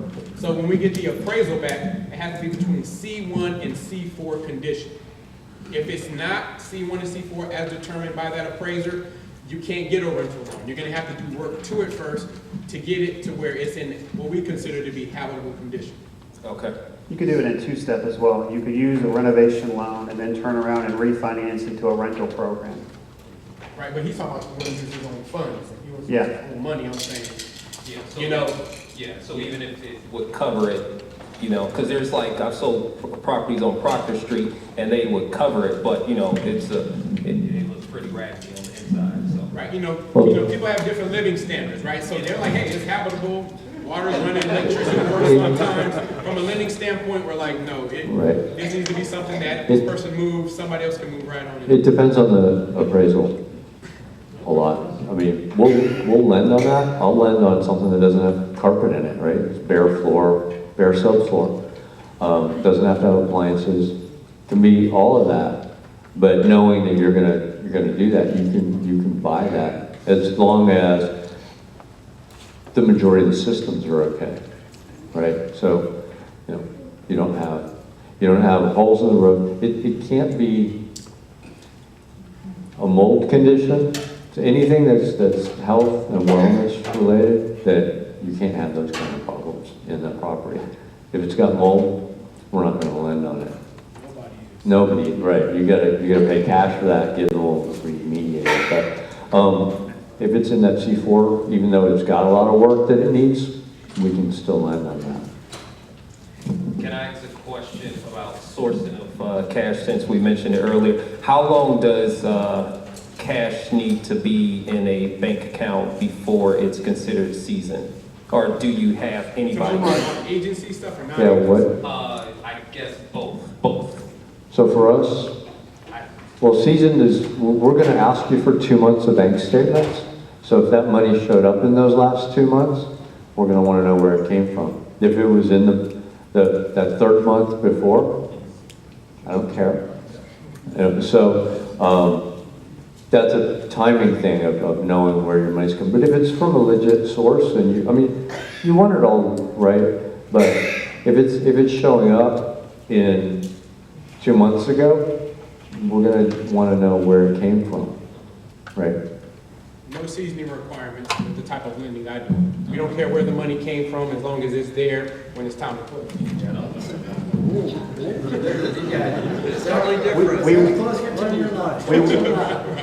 We will source some season, and one thing back to the conforming type loan, you know, Fannie Freddie guidelines do allow gifts from family members, whether it be a gift of equity or cash. And generally, you just need a letter for that now, correct, Vince? So if I pulled money from like a HELOC, or if I pulled money off of a credit card or something like that and deposited it? Yeah, sourcing the seasoning, that's correct. It counts. Mr. Braswell, I don't care where you got He doesn't care where you got the money from. I will say, we've had closings for clients from Nigeria, Israel, and Australia. The money's come from those countries, and it sometimes gets tied up because there are certain restrictions on those countries and things. So I'm like, the closing's Friday. Oh yeah, we're gonna wire it Thursday. And it's like, well, Thursday of what month? Because invariably it takes an extra month to come from some countries. But I don't care if it came from, I don't know, you could have sold something for cash and deposited it and brought a sack load of cash to my closing attorney. It doesn't matter to me. Soft money and hard money, generally speaking, doesn't have to be Dodd-Frank compliant. Got a question. Maybe Dean could answer. Earlier you talked a bit about, in passing, about the buyer or borrower requirements that you have. If the deal's good enough, I'll loan on it. I'll lend on it. maybe you could flesh out some more specifically on the borrower requirements that you have. So it's interesting talking about experience. Some of my best clients, I did the first loan with them. I find some of these newbies are such sponges and they don't want to make a mistake that they're so analytical and so diligent. So I work with people who've done no investments. I have clients who've done 100 investments and they've totally crapped out on me also. So requirements, what I do is almost a psychology play, which I know doesn't help you too much, but I've got to make a determination, am I going to get paid back in a year? Foreclosures are okay, bankruptcies are okay. Some of my best clients have had both of those. I have had clients with criminal records who've been to prison. They've worked out fine also. If I think there's something fishy about it, mortgage fraud, somehow the seller and buyer are in cahoots, or there's a wholesaler in cahoots, I'm very much into transparency, so I'm going to want to see the entire deal. If I get the sense your rehab budget is overinflated because you're going to try to skim money out of it, it's those little things that make a difference. Your bank statements don't matter. Most of my clients show they broke even or lost money forever. I don't know how they pay their bills. So that doesn't, if they send me a return, I'm like, well, I'll look at it. I'm like, oh, hey, you've never made money. I'm glad you're still with us. So that doesn't matter. Credit score doesn't matter. Experience doesn't matter. Is it a good deal? And are you an idiot or not an idiot? So and unfortunately, I can meet people and I can shake their hand, look them in the eye, and go, this is never going to work because they've been sold a bill of goods by a realtor or a wholesaler, and they were gullible enough to believe it, or they believed that late night infomercial. I made a mistake last year. I loaned I lend in Florida too, a guy in Jacksonville, which is where I'm from, had a house worth 300 grand. I lent him 100 grand against it. He was going to take that money and buy another investment property. He was going to renovate it, sell it, pay me back, keep the original one. Loan matures next week. Calls me 3 months ago. Hey, Dean, I got a problem here. I thought this guy was on top of it, but there were a few red flags, which I'll tell you in a minute. He's like, hey, I'm going to need an extension. I'm like, hey, no problem. I can extend it. If you go past 12 months, I'm not going to break your kneecaps. Just tell me what's going on. I got flexibility. Well, I invested the money, and I've lost it. And so the first thing that probably a lot of people think of is, don't say the word Bitcoin, whatever you do. Sure enough, the fifth word after that, he goes something like, I invested in Bitcoin at 18,000, now it's worth 7,000. And I'm like, he not only called me to tell me he couldn't pay me back, he wanted to see if he could renew it and get an extra 50 grand out of it because the loan value was too low. I'm like, Jason, are you kidding me? What are you talking about? Well, I got this guru now who's getting in Colorado that's going to really teach me how to do Bitcoin. Trying 50 grand to give to him. So this guy, you probably can figure it out, but I'll be a little bit vague about it. You know at the beach, those things you put on your feet and it shoots you up in the air? That's his business. So I guess I probably should have analyzed him a little bit better because that business was not doing real well and I lent him the money. So to answer your question, it gets back to, will I get paid back in 12 months or 15, in that area? Is the person do they have a good team around them? Do they have an exit strategy? Or are they just living a dream? Or are they trying to swindle me? So I can't give you all these acronyms that are up here. I can't tell you a 1.2 to 1.4 and all these DSCRs. I don't look at that stuff. It's a psychology play. Cool. One question for me. Do any of you guys do non-warrantable condos? I'm selling one and my buyer's going to need finance. I picked it up this week. We need to talk. You're not going to like my rates. I'm very biased. Yeah, we can. Investor or primary? Could go either way. Okay. Michael, you mentioned that you had a client that had over 100 rental properties. How many times are you able to do the refinance? Because I thought there's a limit to like 12 refinances. 10. Okay. Yeah, that's on the traditional Fannie Freddie. But not on him. We don't care. So as long as it's in an LLC, you can do it. Commercial property. It's a commercial loan. It's a commercial loan to purchase real estate, so it's a completely different animal. We want you to buy as many properties as possible and to refinance and buy more properties, right? That's what we want you to doing. So we're not gonna put roadblocks, arbitrary roadblocks in your path that will prevent you from doing it. So 10 in your personal name and unlimited in an LLC. Depends on the lender. Well, yeah, some lenders cap you at 4, some say 6, but combined, you can have no more than 10 Fannie, Freddie mortgages on your credit report. Once you get to 10, no other lenders will lend to you, period. You have to come and see me. No Fannie Mae lenders. Well, no Fannie Mae, Freddie Mac lenders will come and lend to you. You're gonna have to go the non-agency route. And Michael wants you to come. And I want you to come see me from the beginning. But you don't have to. But you should.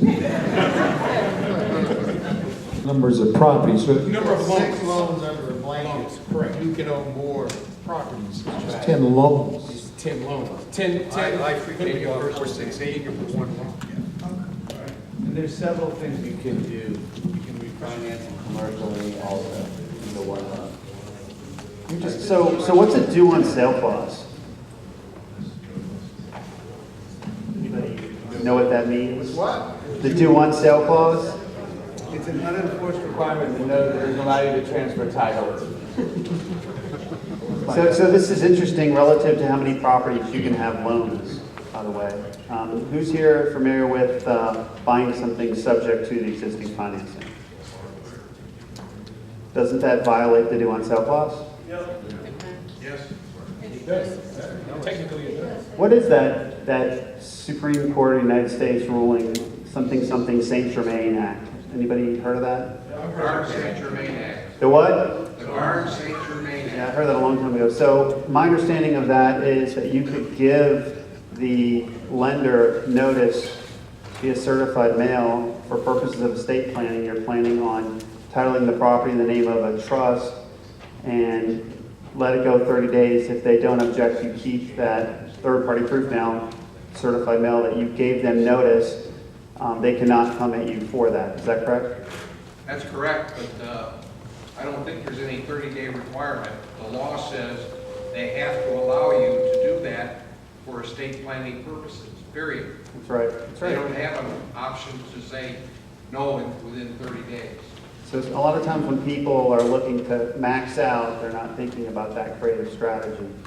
Buying something subject to, picking up somebody else's mortgage payments, many times reinstating it, right? Mitigating the risk of the due on sale clause, right? And as long as you're making the mortgage payments, I've never seen a lender ever foreclose unless you just harass them and you're an idiot. They're never going to foreclose. So just a lot of times there's problems you hear of and you think, oh, I can't do this or I can't. Folks like us and many in this room are very seasoned and you know, you can get some good guidance. And there's ways to mitigate the risk and get around those. Can I make one comment on that? We've been in a declining interest rate environment for 30 years. Interest rates start going the other way. We may see a few of these things enforced. It could happen. I've never seen it happen then. Oh, that's good. Yeah. All right, any other comments?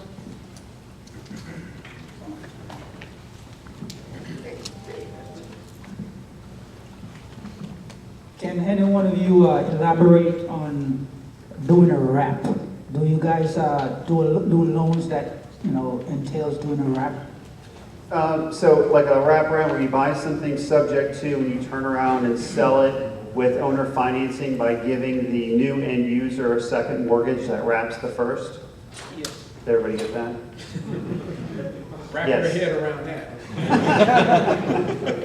Yeah, those are done all day long. Yeah, you can do those.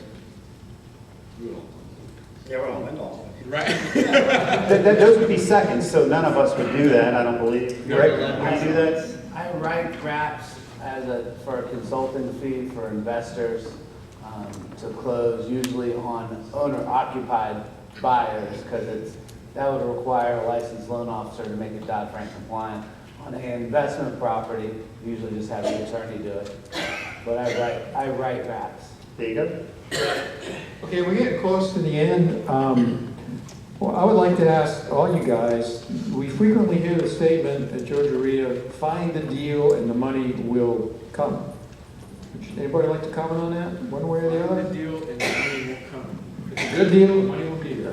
Well, talking about like if you're trying to finance the deal, or you mean just money will come? I guess I'm trying to understand. You're trying to buy a house, you don't have any money. It's a great deal. All you hear is, don't worry about it, you'll find the money. I heard something similar to that, where if you chase success, the money will chase you. No.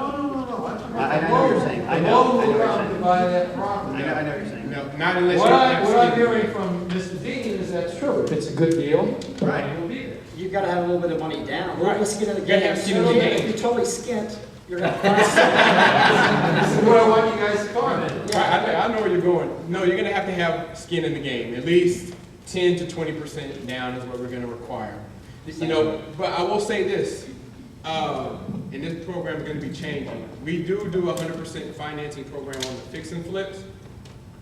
100% of the purchase price and rehab budget, up to 65 or 70% of after repair value, based upon your experience.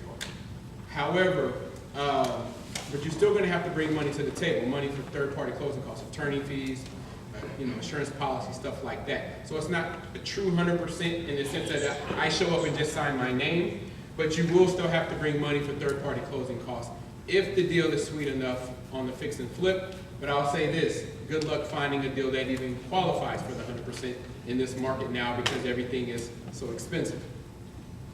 We'll go up to 90%, we'll fund 100% of the repair, and in Q3, we will have the best rental program on the market. Confident about that. I require 10 to 15% of the purchase and rehab cost. That helps me sleep at night. I've got investors in my fund that I've got to, make them feel comfortable to invest in my fund. So that's what I do, 10 to 15% down. So, find a partner. There you go. You don't got the money, find a partner. Or wholesale it. Or wholesale it, that's an opportunity. The money will come. You may not make that huge piece, but you'll make some. Just by finding the deal. Yeah, the true no money deals are wholesale deals, right? You assign the contract, you make 10 or 15 grand, you level up, do enough wholesale deals, now you got your 10 to 15% down. That's how it goes. Don't expect to, as a newbie, no experience, somebody give you 100% financing.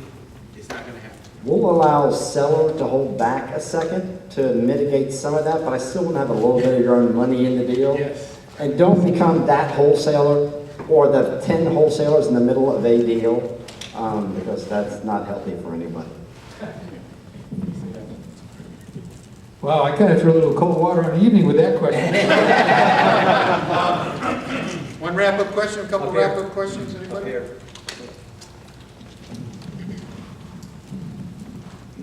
Just a quick question about wholesaling. What would you say is like a good area for wholesaling when you're just getting started? An emerging market.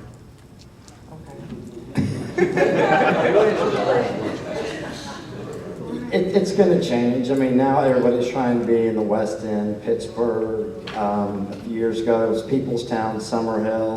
Before that was Gresham Park, East Atlanta. It's whatever the upcoming area is going to be where you can find either a distressed homeowner or the 80-year-old grandma who can, doesn't have any kids to get the house to that needs a little bit of money.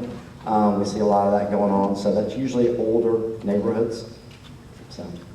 But even the sellers now, they see what's going on and they want top dollar for their properties. So. And the wholesalers are driving up the prices too. There's really too many wholesalers, especially the daisy chaining things that are going on. Yeah, it's creating a lot of artificial demand. I'd like to see people doing less wholesaling, to be honest with you. Even when you're just getting started? Yeah, I mean, there's other...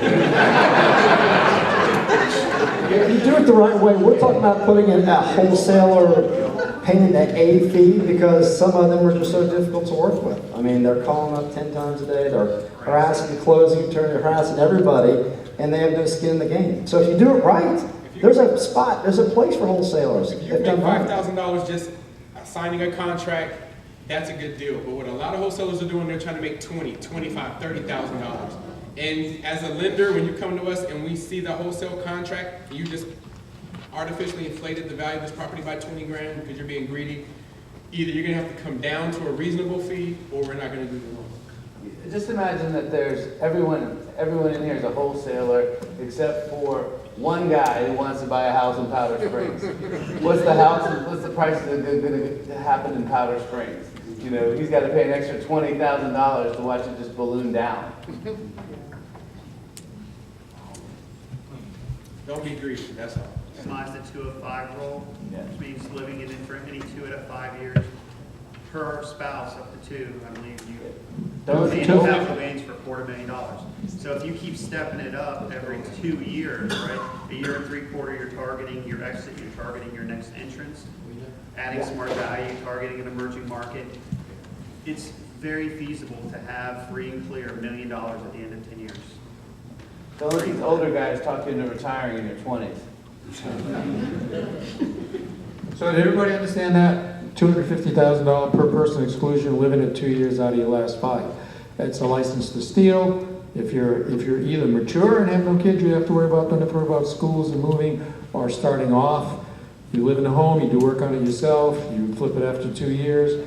A couple can make $500,000 of profit tax-free. Per transaction. It did not used to be that way. You can do that every 2 years. All right, guys, we're close to the end here. I think we should just wrap it up. Give our panel a great hand.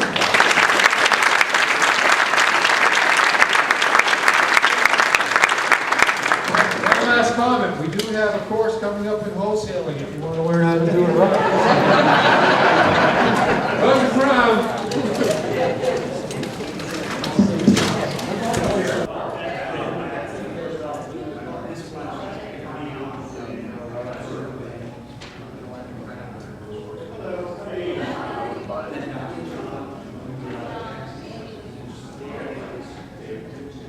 Which is true, right?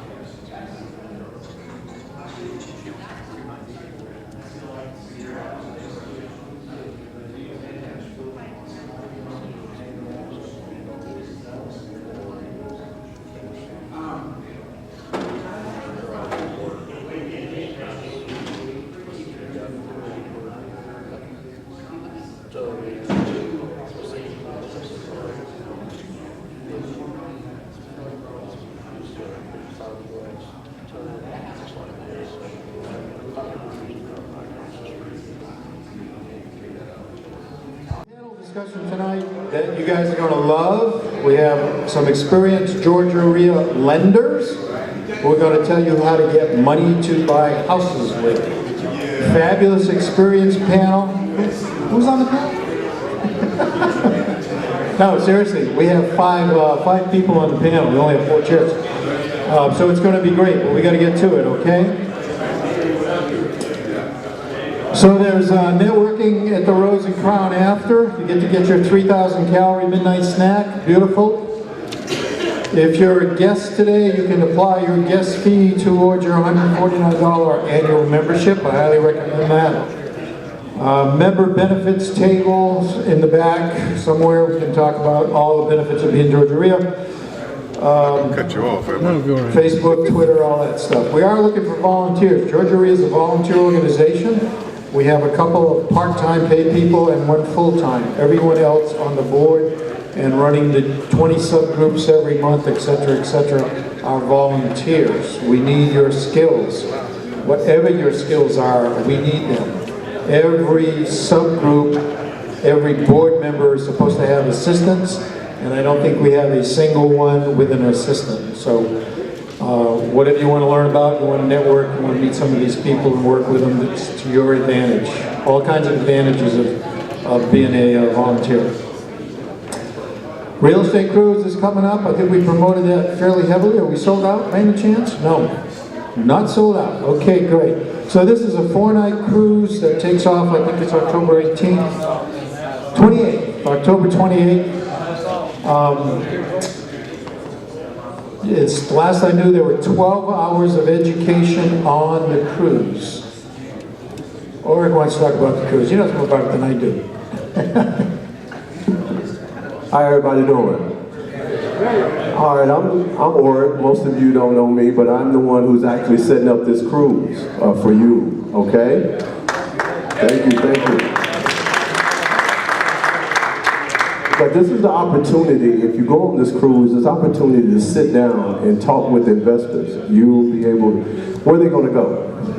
They're on the ship. So you got them pretty much, they're going to have breakdown sessions and all this other things that's going on inside the ship, so you can sit down and talk about different things that you want to, you're just beginning, or you're thinking about coming back and being an investor, okay? So you have that opportunity. But I'm going to tell you something.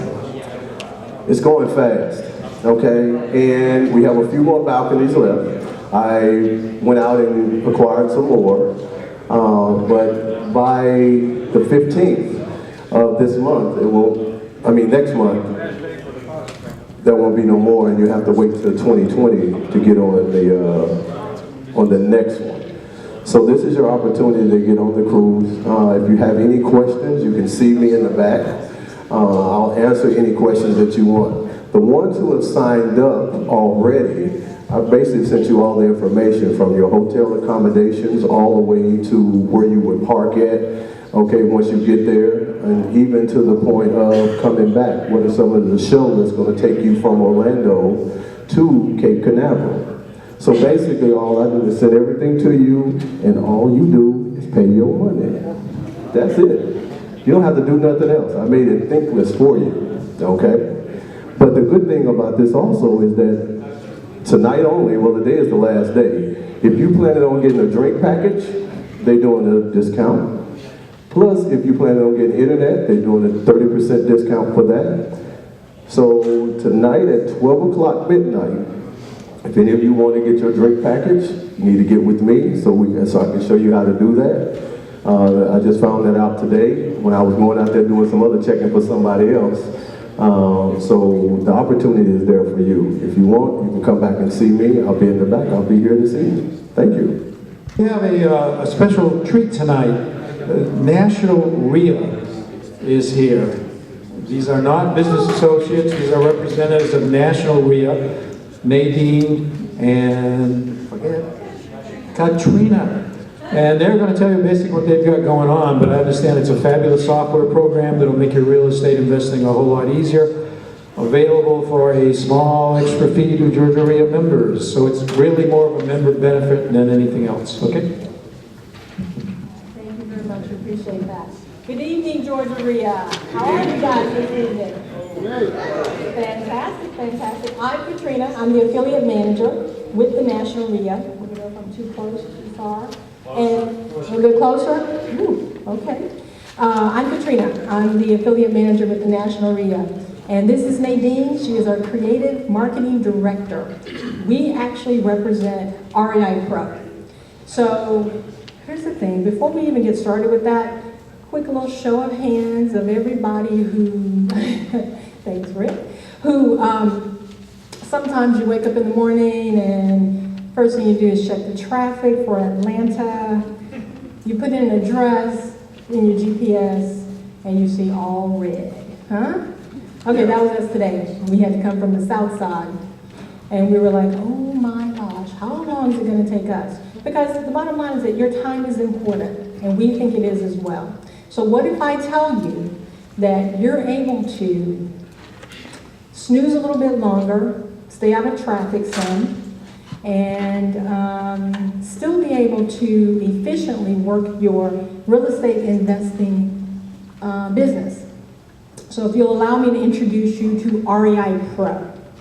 REI Pro, and we get a lot of questions. Let me just say, everybody says, what is REI Pro? What in the world is that? It's a crazy name. Some people call it Repro. They don't know what to say. It's REI Pro. okay? And it's a phenomenal tool. The questions we get asked are, you know, is it a CRM? Can I manage my sellers and my buyers and my contacts? You know, can I find leads? Can I find leads in all the states? You know, what kind of thing is this? And a big question is, why should I use it? Is it for me? I'm a new investor, or I'm an old pro. Why do I need REI Pro? Those are all phenomenal questions. REI Pro was actually designed as it's a real estate investing software.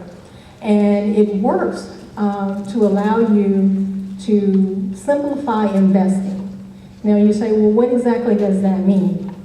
You're able to search for leads, you're able to, all over the place, nationwide, you're able to look for pre-foreclosures and absentee owners all across the place. And we give you really detailed information. We're going to tell you who the owner is. We're going to let you know their mailing address. So if you want to take advantage of our postcards or the letters within the software, you can do that. We're going to give you the last sold date, the last sold amount, some mortgage history, so you can really make an informed decision. You're able to actually run your comps and have our system calculate your ARV for you. And you say, well, why is that important? The ARV is important because then we also have the deal analyzer.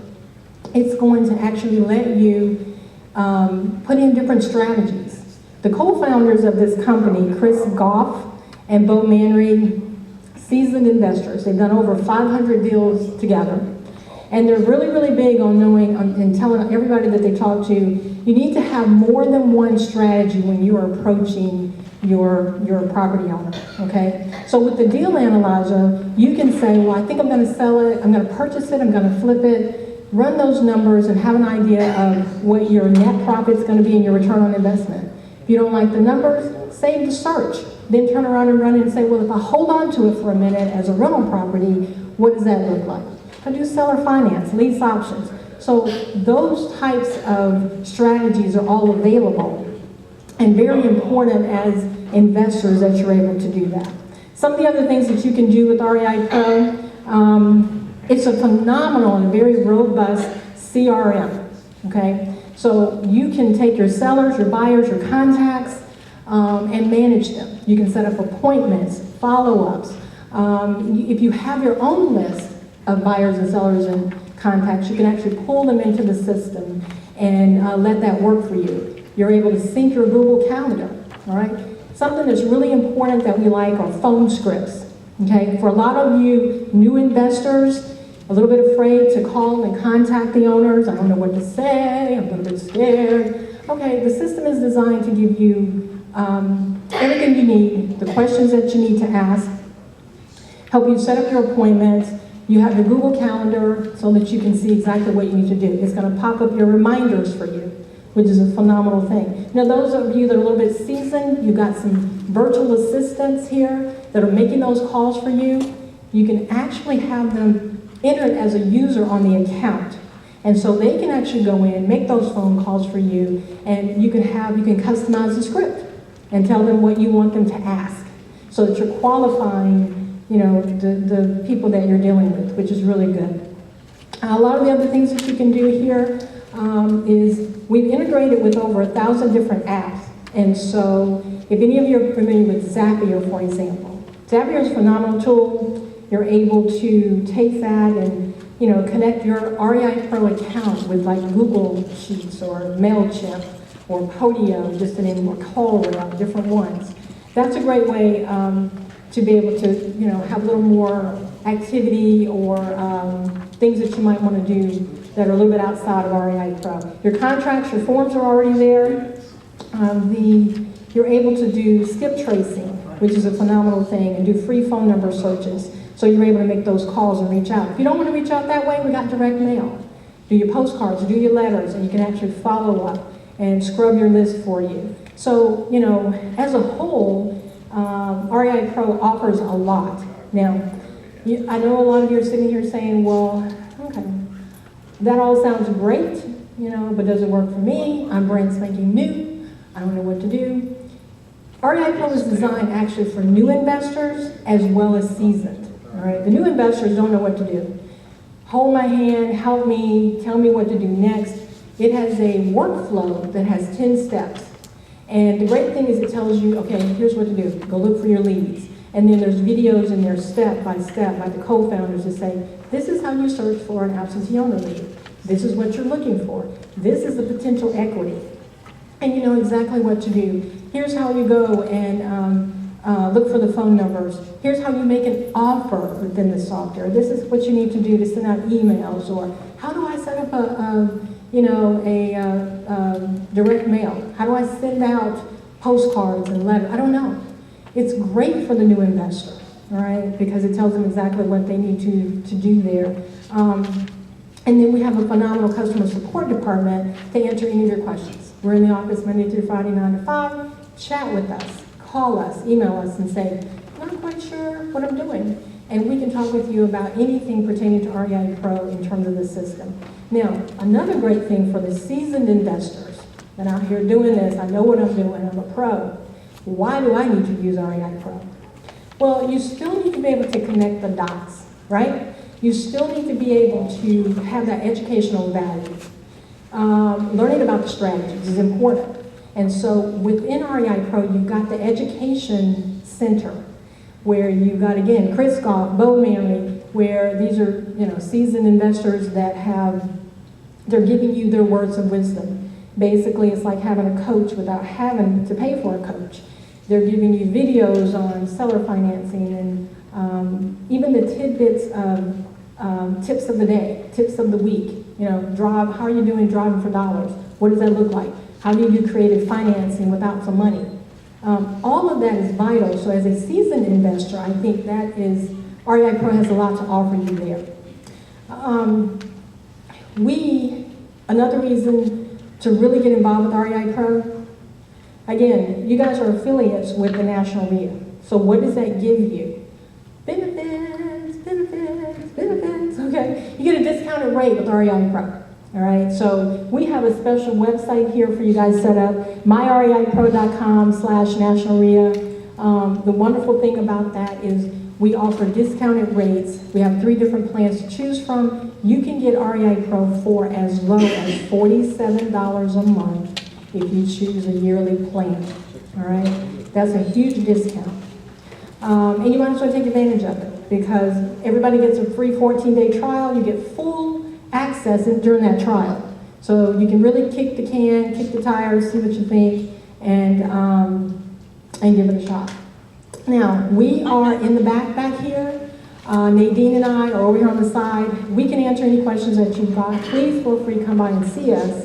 And we're here for the rest of the evening. Another thing I was going to say is simply, what is the goal of REI Pro? It's really to save you time. We're talking about getting up and fighting traffic. But, when it's all said and done, no matter what it is that you're trying to do, everybody needs more time.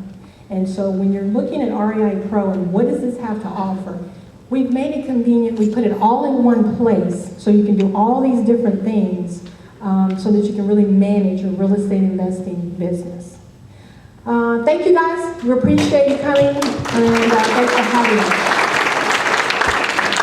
Hampton Tax Service. Good afternoon, everybody. My name is Bill Hampton. I'm one of Hampton Tax and Financial Services. I'm a tax accountant, I'm also a licensed financial advisor, and I'm a real estate investor just like you guys. I specialize in doing tax returns for real estate investors. I also specialize in business entity formations, and as well as financial planning. So, how many, by show of hands, how many people have not filed their tax returns yet? Okay, me too. I haven't filed my tax return yet either. I'm on extension because I'm doing everybody else's tax returns.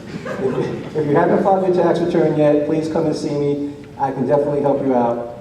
My telephone number is 404-482-3170. I have business cards. If you want a business card, raise your hand. I'll come out to you. Thank you, Bill.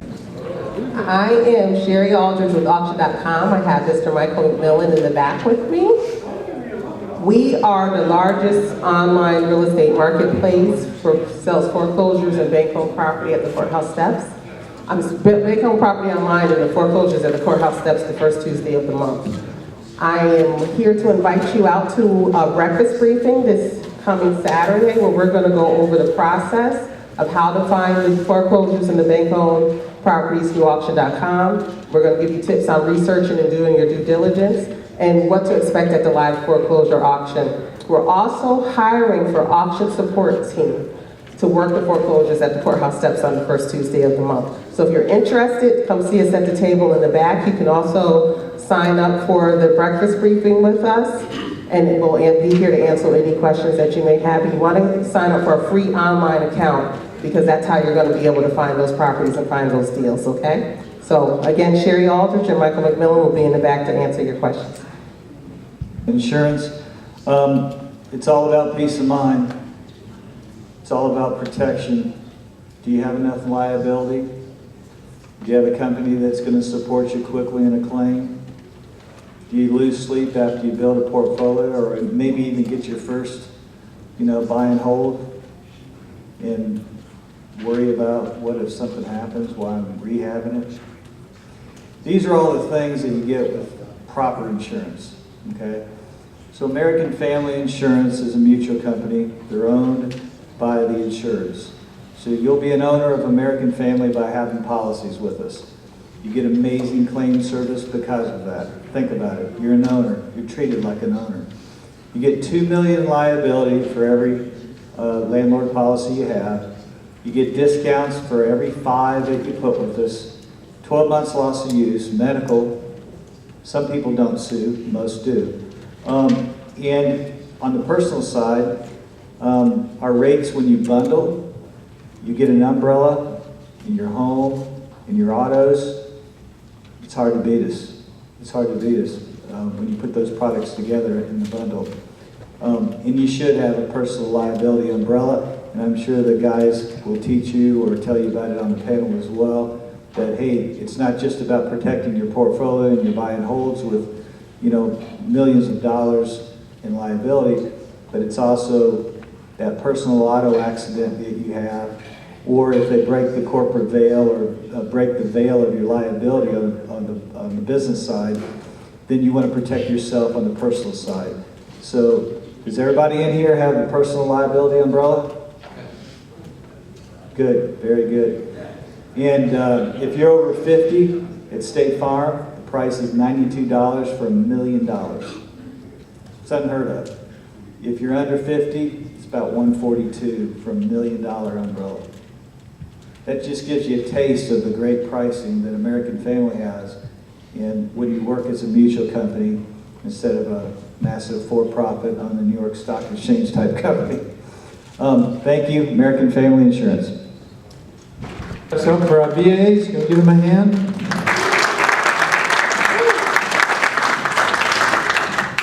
Great, thank you. So we're doing the haves and wants now. Does anyone have a property or situation they want to present? Come on up. Must control the property and must be a Georgia Rea member. 2 minutes.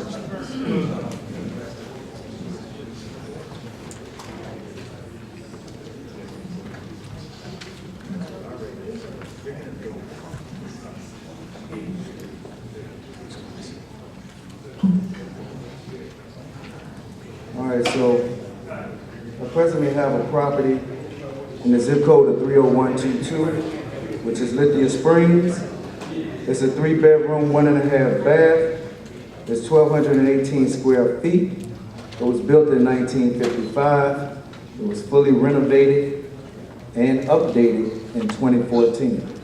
So that means that the roof, the kitchen, bathrooms, all of those things have been fully updated. It has a metal roof, insulated vinyl windows, electrical panel and circuits, and all types of good stuff that I could go on and on about. Right now, the asking price is $135,000. The ARV is $176,800. If you have to do any repairs, it's going to be very minimal. And that would be to your discretion. If you're interested in learning more about this property, I can give you my card. The email that's on my card does work, but it's not linked to my phone. So let me give you my real estate email, if you may take it down. It's B as in boy, U as in umbrella, C as in Charlie, H as in Harry, P as in Paul, R as in Richard, O as in orange, P as in Paul, S as in Sam, the number 1 at gmail.com. So that's spelled BUCHPROPS1 at gmail.com. Also, I have some potential property in Tipton, Georgia, and a potential property in Macon, Georgia. So if you're looking for land in Tipton or something like that, portfolio that I can get, I just want to make sure I got some people in that area first. Let me know, and I'll be happy to see what we can make happen. Also, with Macon, Georgia, the same thing. Thank you. Hey, Mark Raffanino. I've got a little bit of a different kind of deal. I've got a subdivision in the Tennessee mountains I own with some partners. It's a 37 lot subdivision. There are 18 lots that are still for sale or available. We are marketing the whole package for $199,000. We will consider short-term owner financing. The subdivision has underground city water and power. All the lots have been approved for septic. And Turtletown is, it's real close to where Georgia, Tennessee, and North Carolina come together. So it's 20 minutes from Blue Ridge. It's 20 minutes from Murphy, North Carolina, where the casino is. And it's also 10 minutes to Copper Hill, which is where the Olympic kayak venue was. So, like I said, we're selling the whole thing, or if anybody's interested in a lot, let me know. I've got business cards I can hand out. I've got a couple of little flyers. I didn't think there'd be a whole lot of interest, but I brought a couple of them anyway. And also, my main business is, I'm a rehabber, so any wholesalers, I'll be glad to give you my card. I like single families in the northern suburbs and good school districts. I'm also looking for multi-families, smaller ones like 2 to 4 units in town, or larger ones anywhere from I-20 up to state line. My number, Mark Raffanino, my number is 404-593-8246. And anybody let me know. Hi, I'm Jeff Dimmock with Atlanta Property Depot. We wholesale a bunch of properties, so I've got actually 4 properties on my website right now, a couple in 3-2 Decatur. But I want to mention one in particular that we have right now in South Atlanta. The neighborhood is actually called South River Gardens. It's 30354, which sounds like a Hapeville address. It's near Hapeville, but it's actually city of Atlanta. It's a 4-sided brick rental property that's occupied, tenant paying $940 a month. But the reason I wanted to mention it is not for the house. The house is nice, but it's on a 1.5 acre corner lot. So if you want to, you could probably make some cash out of the house in the meantime and subdivide the lot and build some new houses. Might be something that you want to hold for a little while as property values come up in that area, because rehabbed houses in that area are selling for about $160, $170. So you might want to wait a little bit for new construction, but it's an interesting piece of property. If you're interested in that or any others, I didn't bring any flyers with me. You can go to www.atlantapropertydepot.com. It's DEPOT like Home Depot. And I have business cards as well. Thanks. Okay. Upcoming events, Find and Fix and Cash, a 90-day wholesaling coaching program with Shannon White, begins July 20th. Next general meeting is August 12th. The cruise we already talked about, October 28th. Someone counted them. We have 19 subgroups per month that you can attend with your 149.